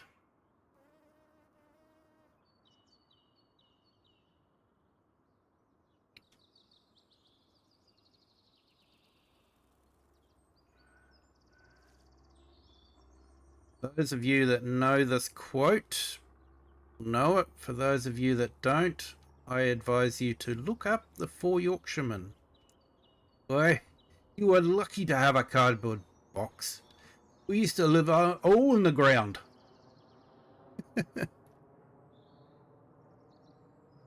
Basically, a lot of fish moving. Yeah, it's just moving pallets, isn't it? Logistics. It's a logistics simulator under the disguise of being a farming simulator. So let's see our aquaculture. We got in the way of. So yeah, we've got foreman with feeding.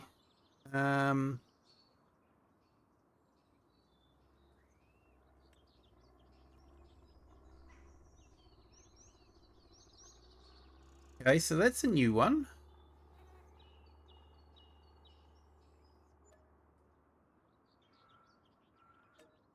No, I don't want to, but yes, I do want to plant some meadow. Right, so this is definitely a new one. I haven't seen this one before. Looks like you can add a meadow. Don't have a lot of shelter for the harsh winters.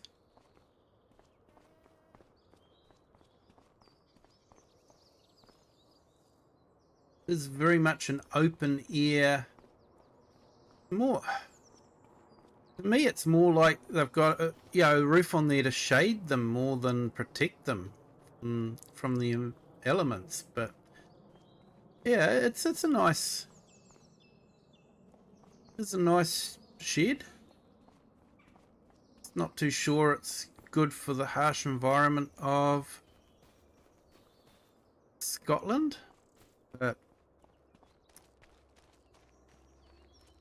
hey, share, no worries. Gonna go and see Argsy, no problem at all. Say hi from me.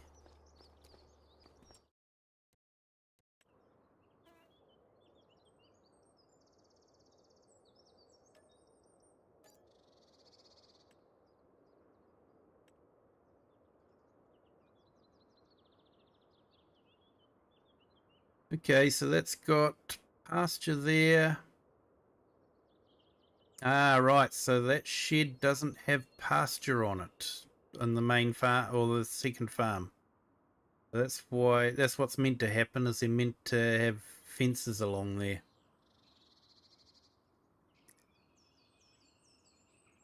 Hey, Grumpy Grey Farming! Welcome in. Thank you for joining. Hope you're having a fantastic day. And Jaden Smith, hello. Welcome in. Thank you for joining.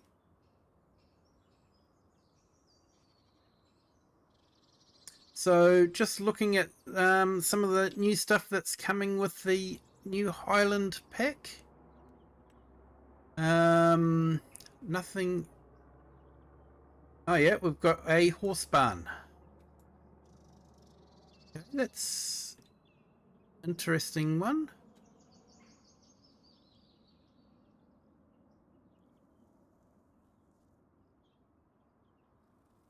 Got one horse barn.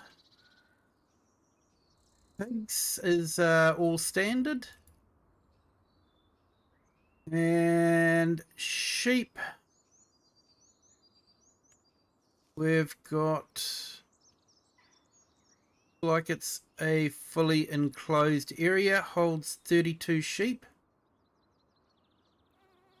So you'd need quite a few of these if you've got a big flock.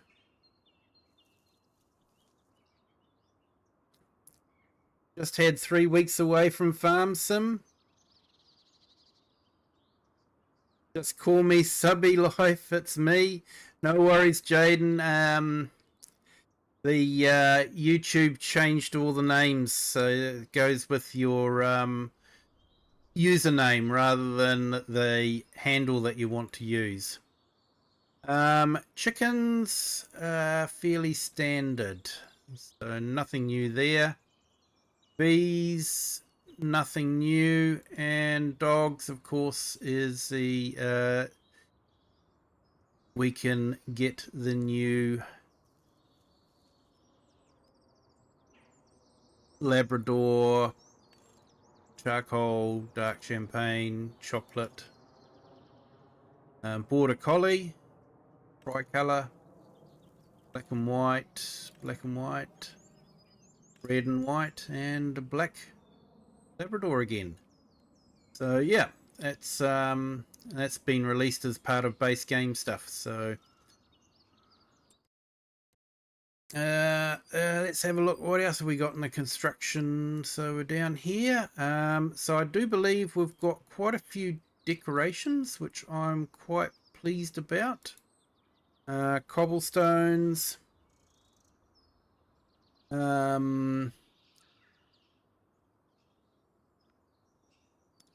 Yeah, I'm not sure. I think cobblestones have actually been in other maps as well. So we've got the Scottish spruce, which is a new one, and a Scotch pine, and a chestnut. Oh, a medium birch, and a beech, acorn tree. Okay, so we've actually got quite a few new trees. So yeah, that's neat. And over here, I'm pretty sure we've got quite a bit more in decoration. We've got these pink little bushes. So definitely will help decorate farms. Yellow bushes here as well.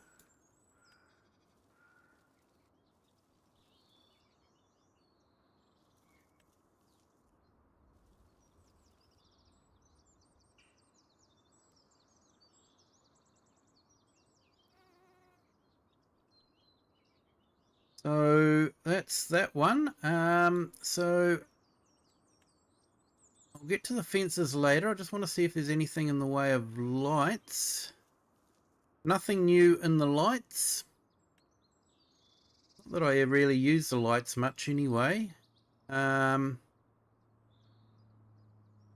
Okay, so we've got that shed there, which is available on one of the little farmlets. Not sure we can get into that. Another one. And basically a garage. So I'm not too sure. I've only ever seen these on land that I haven't owned, so I don't know if we can get into them or whether they're just a fully sealed up decorative item. No, looks like we can. Oh, this is the one that's on the main farm. My bad. But yeah, these ones, I think we can get into this one. I think this is on the main farm as well. Yeah, there we go. Quite a bit of bric-a-brac in here. Narrow little barn here.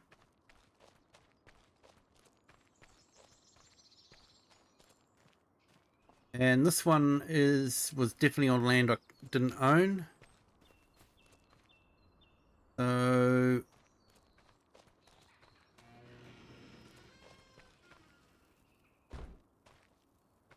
hey Grumpy, yeah.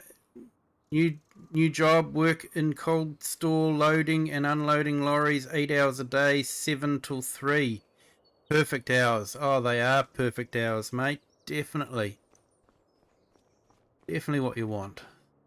So yeah, you got a nice little bit of stuff in here. I haven't actually been into this shed before.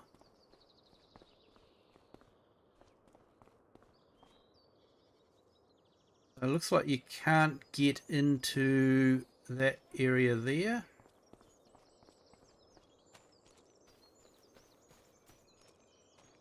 Which must be that loft area there, which is a window, but you can't get in there. Probably wouldn't be a lot of room anyway. So, but yeah, they've all got, you know, the lime wash, the stones. It's just, I'll give Giants credit there. They've done a fantastic job with the buildings and the texturing. Definitely done a fantastic job.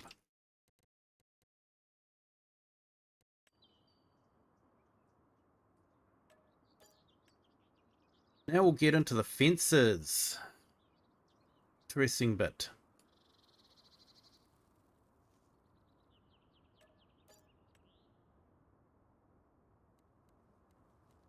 That's others. Decoration. Was there anything? Actually check. Yeah, we've got a bit of decoration. Red phone box, not a blue one, I'm afraid. They have done a really good job with a lot of parts of this map.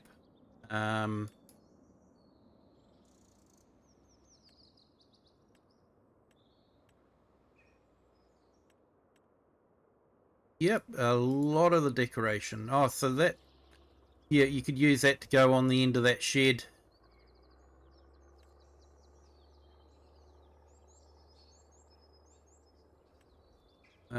So yeah, that's that.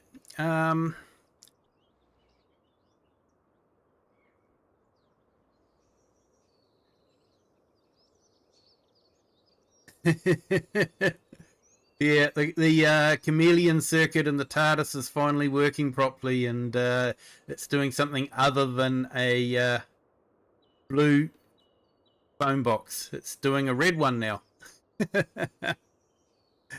People actually paid a lot of money when they took out our red phone boxes. I mean, for some of the real genuine 1950s old ones that were still in service when they finally decommissioned them, they were getting huge amounts of money at auction. So people could buy them and, put them in their garden or whatever. It was quite insane. But anyway, fences. This is what part that I'm really excited about. I have been wanting a long time. Now, I mean a very long time. Fences that have finally been released. So let's start here. We've just got a whole heap of new fences. This is the first one.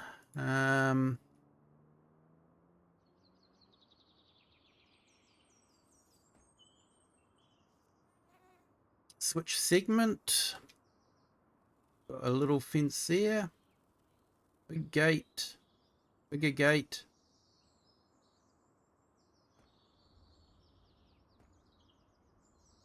Okay, so that's that one. Got the wooden fence. Little gate. Double gate. Different size gates up to a double gate. Which is really good because double gate gives you an opportunity to get the bigger equipment in.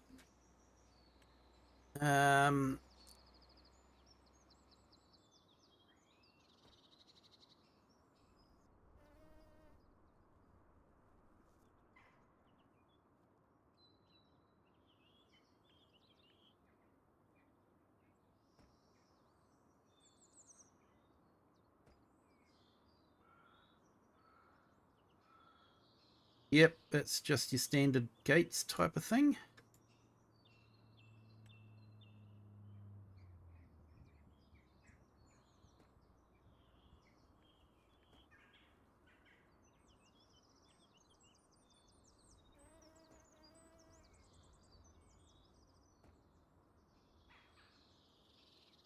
This is the one I was looking for.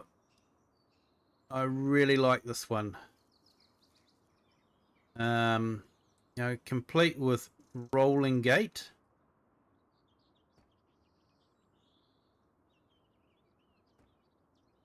So I was really excited about this. Was definitely some times when I wanted a fence like that for different things I was building.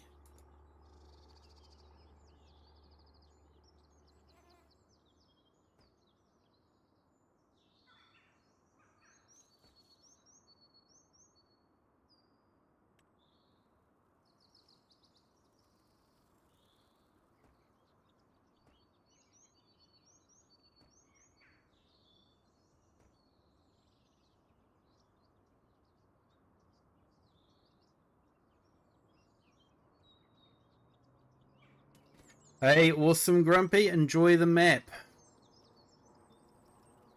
Okay, so this is what they look like. So this is the one I was really excited about. Was that's a true industrial fence. Wire netting on top, nice rolling gate.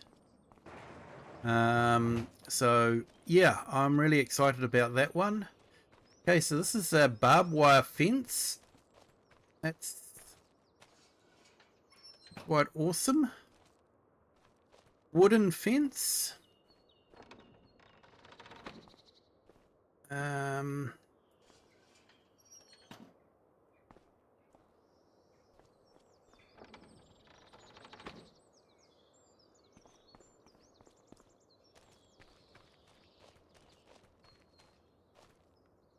And that's sort of like the smaller one. I do like the angled out ones. That's definitely a fortress type fence. This one's more of a let's just inconvenience you from climbing over type fence. But and hey, that is neat. How the wire is wrapped around the metal pole for the gate. Okay, that is really cool.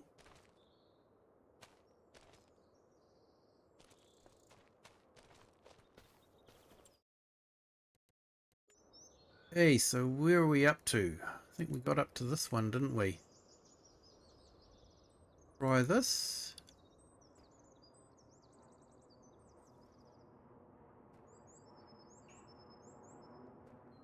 Double gates again.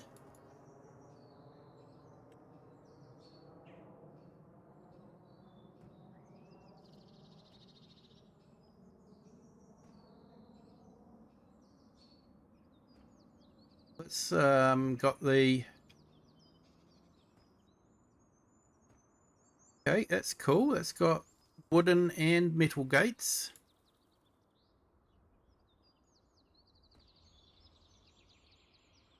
Got a nice rolling one. Sizes, so that's quite a nice, more upmarket industrial one.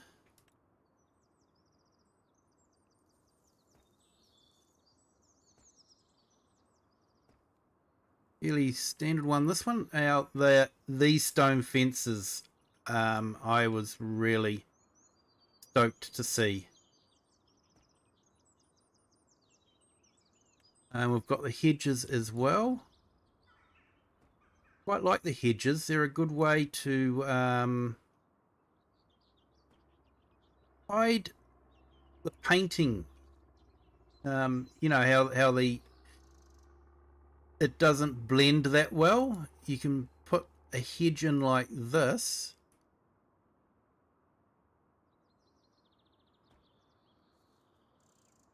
This doesn't do corners that well by the looks of it. That's a shame.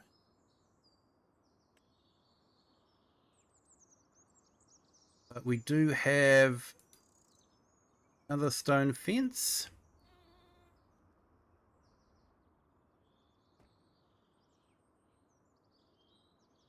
With different types of gates.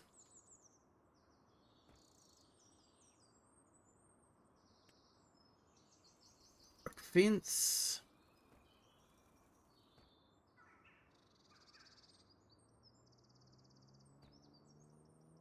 Would definitely be more for an upmarket home.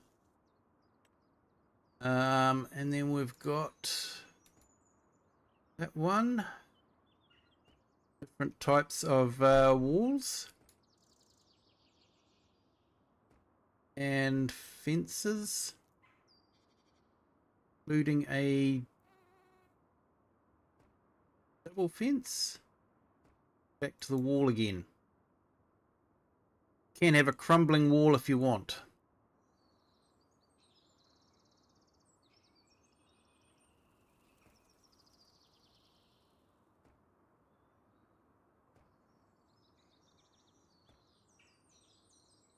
And looks like we've got different types of hedges and gates available.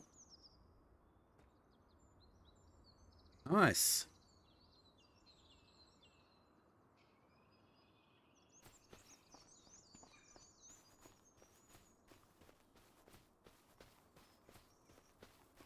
Okay, so just a shame about that. Doesn't quite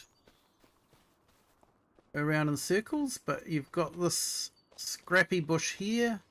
Low one, newly planted.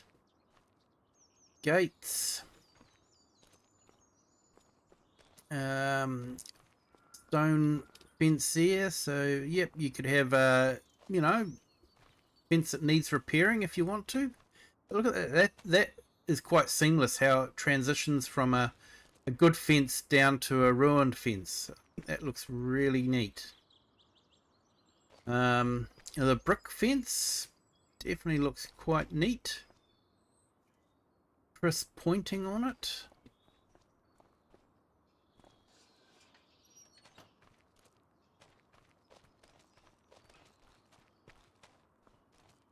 And the wooden fence, yeah, you've got some good wooden gates too. Definitely, I can see me using a lot of these fences, to be honest. I really do like them.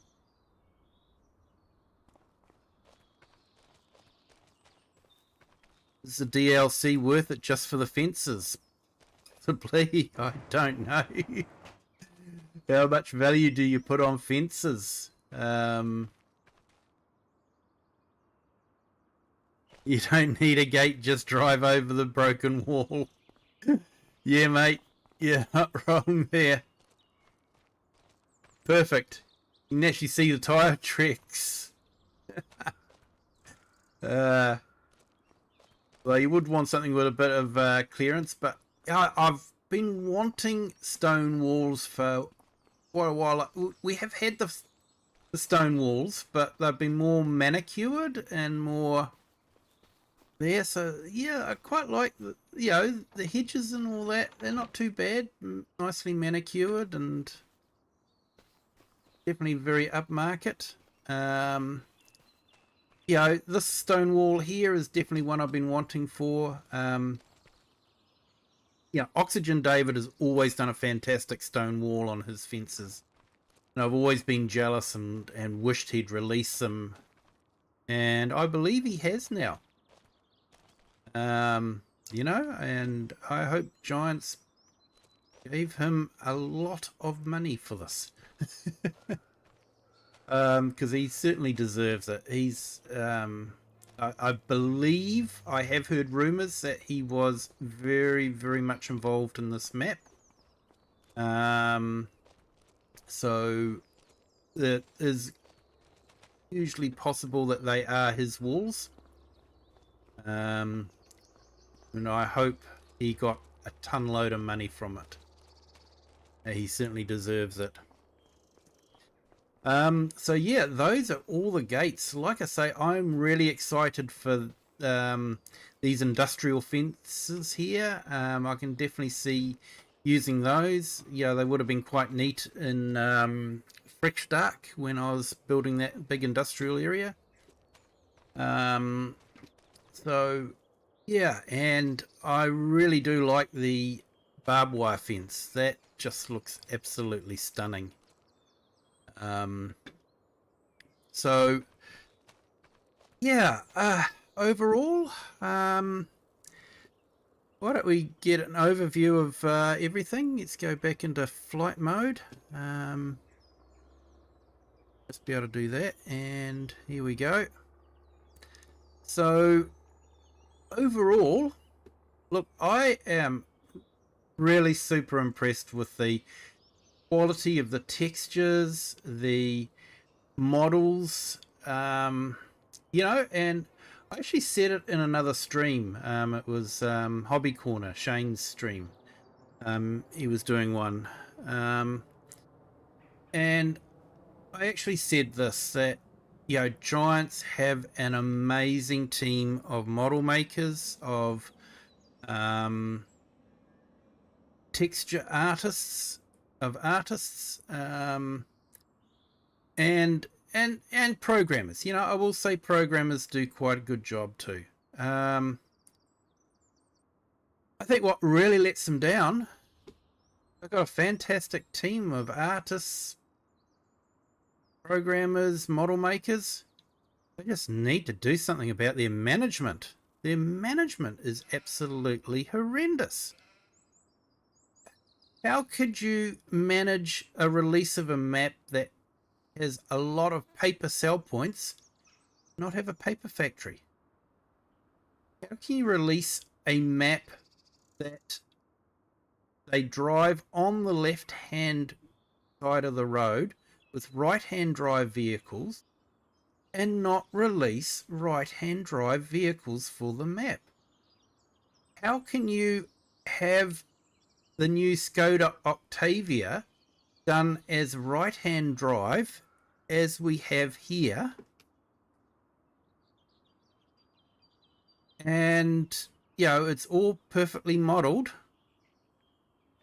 but not have it available for the player to drive? The management is just, why would you program in coal to be dirt cheap in wintertime? If that is the case. Okay, I haven't done winter, so I'm not too sure. The price may change, but at the moment, the price of coal in wintertime is worth absolutely nothing. So, yeah, there are a lot of really good things about this map. Fishing adds a whole new thing to the game.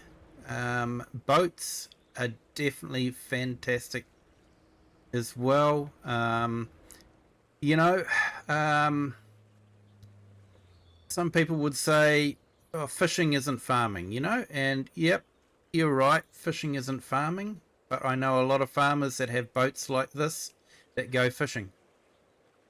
And I actually heard one YouTuber say that, basically at the end of every month, he's going to be going doing some fishing for a little bit, just after he's ploughed all the fields and planted and done all that sort of thing. He's just going to go and do some fishing. So I think from that point of view, it just adds a little bit of extra dimension. Life isn't all just hard work and ploughing and planting and all that. In real life, guys will do all that. They'll work hard in the fields all day, and then they might take a day off every now and then and just go out and do some fishing. And this adds that element to it now. Hey Mason, welcome in. Thanks for joining. Hope you're having a great day. Just looking at the new map. So there are collectibles around. So this is possibly another missed opportunity. You can't buy this land here. And there's no restaurant here. So you've got a bit of a restaurant there by the looks of it.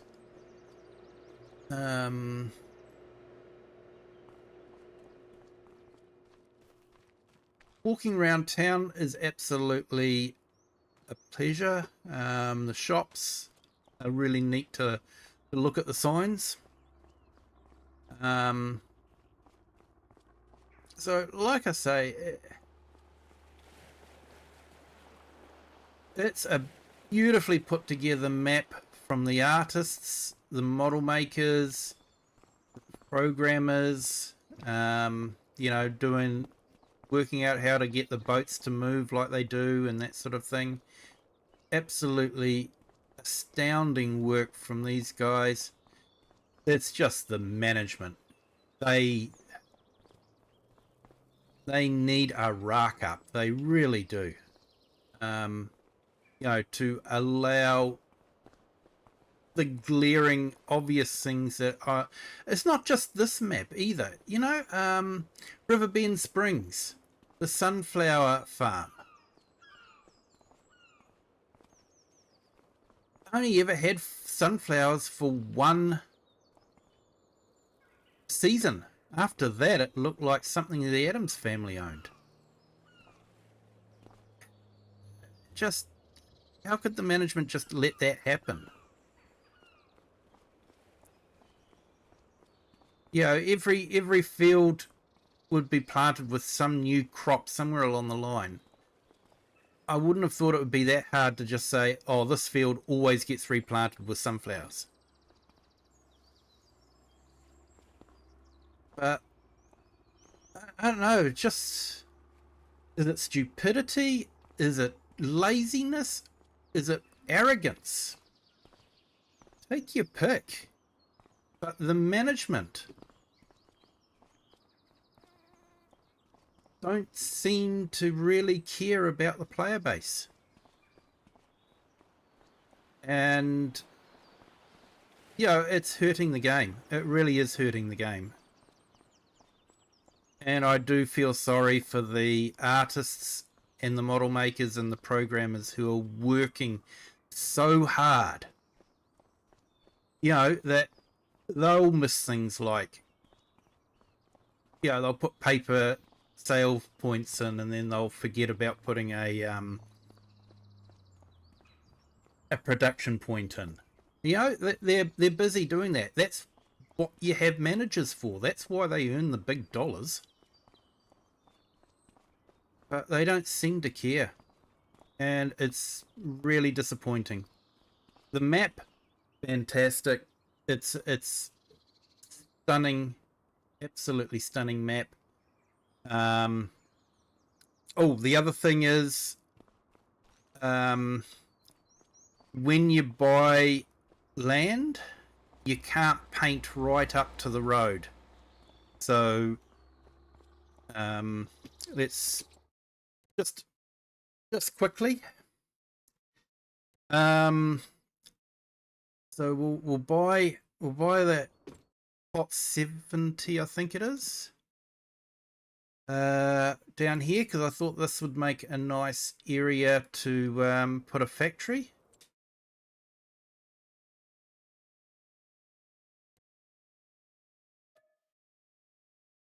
But 200 odd thousand, so not too bad.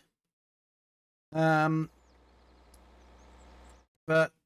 you go into construction and paint. Putting in asphalt, so you can't build fences right up to the fence line here. Yeah, there are PC mods that let you do that, but console you can't. Hey, Thomas Doherty, welcome in. Thank you for joining. So yeah, if we set that up, so let's just say you want to put in a industrial area here. And you want to put in a driveway. You can't. Now I can get a mod for the PC which allows me to paint right up to the road. That's fine. I'm on a PC. I'm lucky. You know, if you're on a console, it's sort of like tough. You can't paint up to the road. You can't make a driveway up to the road. To put in, you know, you got to drive over grass to bring your wood in to make your paper, because you're going to put a paper mill in here, you know. It's just things like that are really disappointing. Yeah, like I say, I can do it on PC because I can get a mod that allows me to paint anywhere. I can terraform anywhere. But it's a script mod and not available for console. So yeah, disappointing. You know, as you can tell, I am not a giant's shill. I give credit where credit is due, and their textures and their models and their interior of the house is absolutely fantastic. You know, it's probably, I put it out there as probably one of their best maps from that point of view. And for me, Riverbend Springs was a really great map. Talking of Riverbend Springs, the fish area in that middle island has not been updated. It's still just a big empty thing. I have double checked, and yeah, it's definitely not been converted into aquaculture. So yeah, I think people were sort of hoping that they'd do something like that with Hutan Pantai as well. With you know, that you can fish on the maps. I have done fishing on Riverbend Springs, but yeah. So I think I'm going to call it a night. But I think before we do that, I think let's hire the train and let's take a train ride. Where are we going? Here we go. Because I haven't actually taken a train ride yet.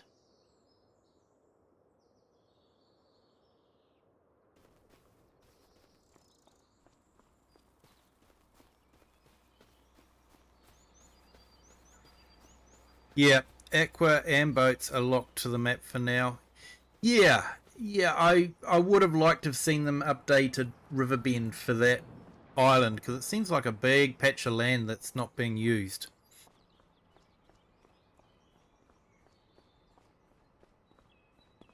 got on a little earlier today, Kiwi. No, I think maybe possibly standard time for me, but maybe daylight savings has ended for you or something. That would have changed the times again.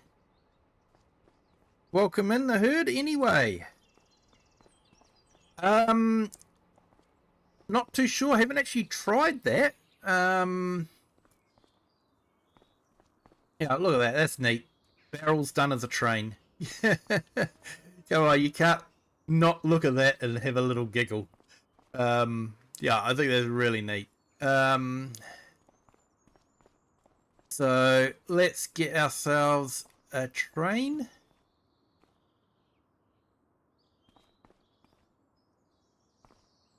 It sort of reminds me of the model trains where they've got a big battery operated one that's like dressed up like a diesel locomotive, and it earns them their money. It's really powerful, pulls people around really well. But then guys bring in their pride and joy steam engines, genuine steam engines, little model ones that pull trains as well, and it's always sort of like you're hoping that the next train that comes in will be the steam one, because you want to go on the steam train. The battery one's okay, but you don't want to go on the battery one. You want to go on the steam. So that's what I'm doing at the moment. I'm hoping that the steam train comes along and not the diesel electric one. I don't think there is a diesel electric one on this one, but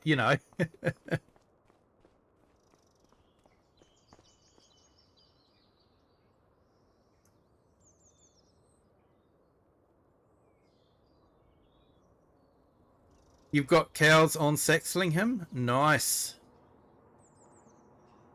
You had them 2 days before DLC. Are you a partner, are you?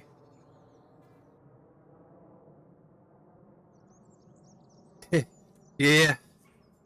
Yeah, I was the same. Their hosting company needs to be absolutely eviscerated. They are absolutely useless. They talk about doing, spinning up extra service when the capacity is required and all that, but it's sort of like they ain't doing it, honestly. Or they're not doing anywhere near enough. And it doesn't take long to set up. You could have a script you do have scripts to do it all. To monitor things and go, hey, this is getting out of hand, let's spin up another server, But they're not doing it. And they probably prioritize traffic to Germany because they're a German hoster. So here we go. Train's arriving soon. Woohoo! So, oops, stand behind the yellow line. Ah, there it is there. It snuck up the wrong way. So as you can see, there's no steam coming out of it at the moment, and it's not making the chuffing sound. But if we jump in, we start the engine. There we go. It all starts. So I'm sort of hoping that they might patch it so it does it all the time, but yeah. Hey Eric the Crazy Viking, hello, welcome in. Thank you for joining. So yeah, I have not actually ridden in the train, but hey, that's cool. I think this is the wrong side. Pretty sure the driver's side should be over on the other side. This is the fireman's side. I could be wrong. I'm happy to be corrected, but I feel like the driver is always over on that side where the seat is. But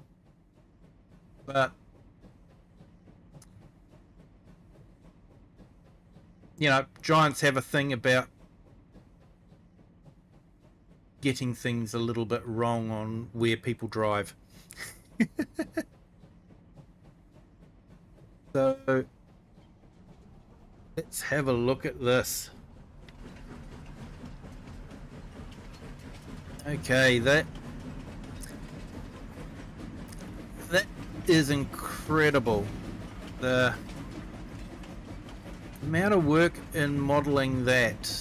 It's not just wheels, but you know, there's pistons and levers and all that happening.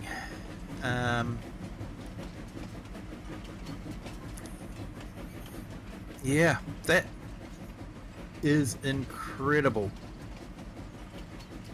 Like I say, I think I want to do a new credit opening shot, opening video to include parts of this map. Maybe I should include parts of the other maps I've played on too, where I've built different farms. But to get the proper steam engine look, I'm sort of thinking, you know, maybe standing on top of this tunnel here and getting it, you know, coming along the viaduct here. I'll have to get someone in multiplayer to come in and drive the steam train so that I can take a shot of it.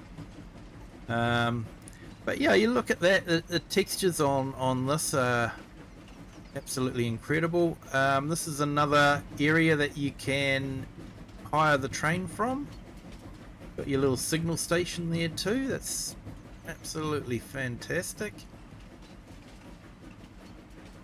So we didn't actually get to that with our drive round. Yeah, like I say, lots of little ruins around the place.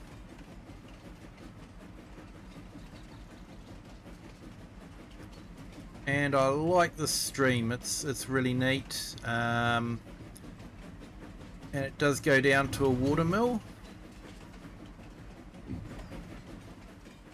Just not too sure about the train going to Goldcrest Valley. That just, to me, that smacks of just laziness. It's not hard to just change the name.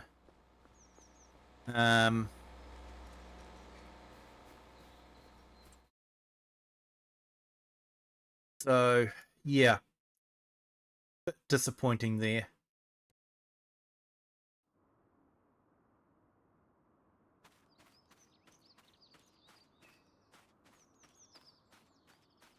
Yeah, I don't know which map they copied to end up with that in the code. How does it go backwards? Ooh, good question. So, a little watermill here. I didn't show anyone in the tour, but yeah, it's got. You can't get upstairs to look at the milling equipment. But you know, to have the drive wheel and the pinion gear, I think that's quite neat. I'm just not too sure it can be used as a mill, unfortunately. But yeah, it's all there. It's so you want to see the train backwards.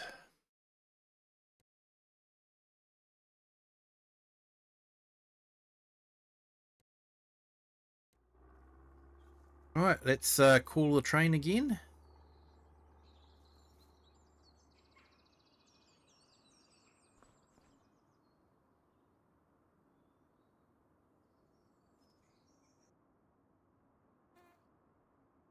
Like I say, the details, the wear, you know, the weathering on the light pole.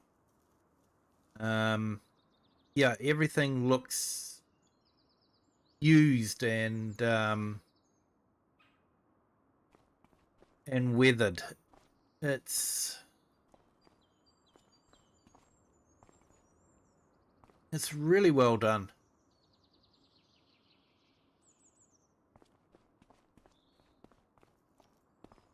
It's like I said, you know, fantastic artists, modelers, programmers have all put their their passion into it, and it really does show the amount of passion these guys have for their artistry and their work.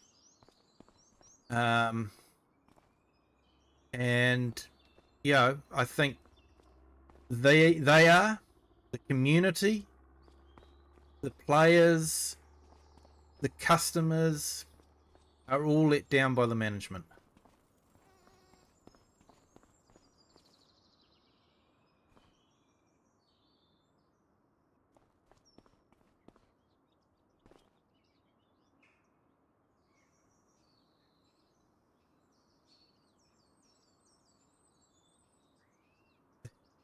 Isn't Goldcrest in North America, theoretically? Yeah, Kirim, I think it's Midwest, isn't it? So yeah, a train's going to do really well getting to Goldcrest from Scotland. Yeah, it must be a Hogwarts train.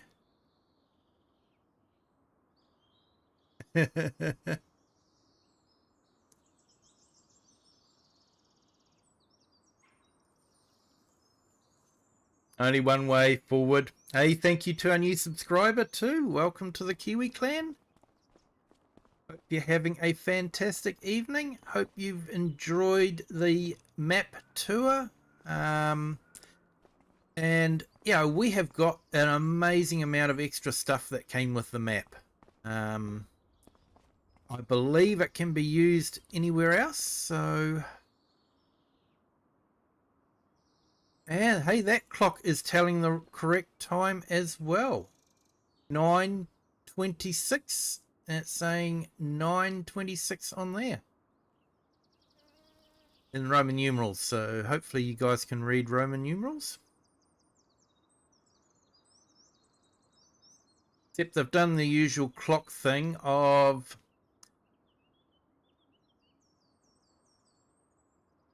four eyes instead of a IV. A lot of clocks always had four eyes for four instead of the correct IV. So yeah. So I guess that's a nice touch. Bugs the heck out of me. And then clocks that do that bug the heck out of me. So, you know,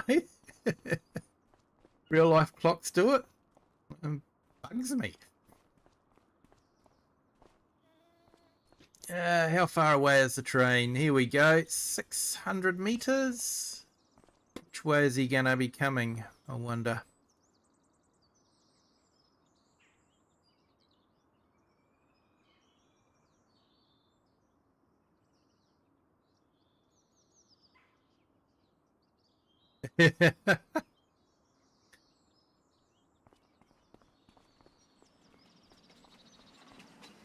Here we go. The train came in backwards.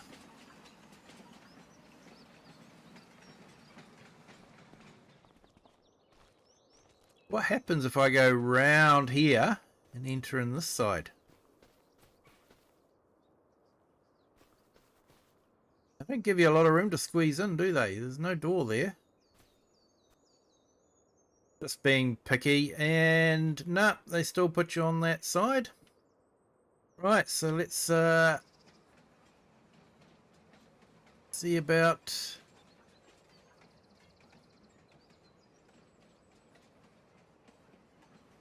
going in reverse. Goes in reverse. I haven't started the engine, so I shouldn't be going, should I? Okay, there we go.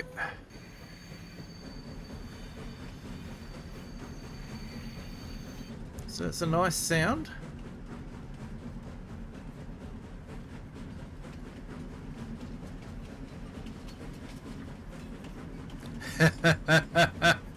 It's a European train, so the door can be narrow. In America, half of us wouldn't fit.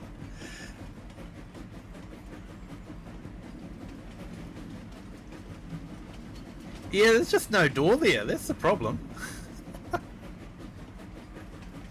Hey, James Kimberley, welcome in. Thank you for joining. So there we go. Train will now drive to Gold Crest Valley. Right, now let's I want to see what Herd said, whether we speed up time and see what happens. Watch the clock speed up.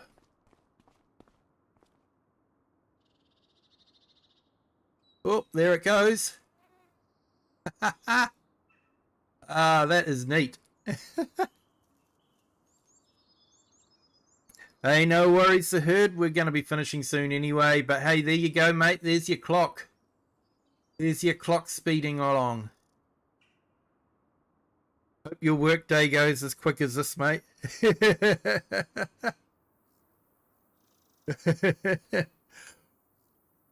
Well done, mate. Well done. Hey, awesome. Hey, thanks everyone for joining. Hope you've enjoyed this tour. It's been a lot of fun. Like I say, it is an absolutely fantastic put together map. A few glaring things that you just shake your head at, but yeah, I don't think they're game breaking stuff, and there are mods available, you know. And what can I say but thank God for modders. You know, if we didn't have the modders in this community, this game would be dead in the water. It honestly would. You know, if they're releasing a map that's going to be relying on modders to fix it, you know, look, there's another one there, another Skoda with the wheel on the correct side for this side of the world, and yet the driving one. Yeah, I'm sorry, I keep going on about it, but you know, it's important. It's important. But hey, anyway, thanks guys for joining. I have enjoyed your company. It's been great to have you guys along. So there we go in my you know, tweed suit, black gloves, tweed cap. I'm very dapper. But thanks everyone for joining, and yeah, if you haven't hit the like, if you could, that'd be fantastic. Really does help with the algorithm. If you want to subscribe and haven't done so yet, please feel free to do that. And if you'd like to share this video with anyone that you think might enjoy it, be my guest to do that as well. But until next time, have a good day, good morning, or good afternoon or evening, wherever you are in the world, whatever time you're watching this. And until next time, bye.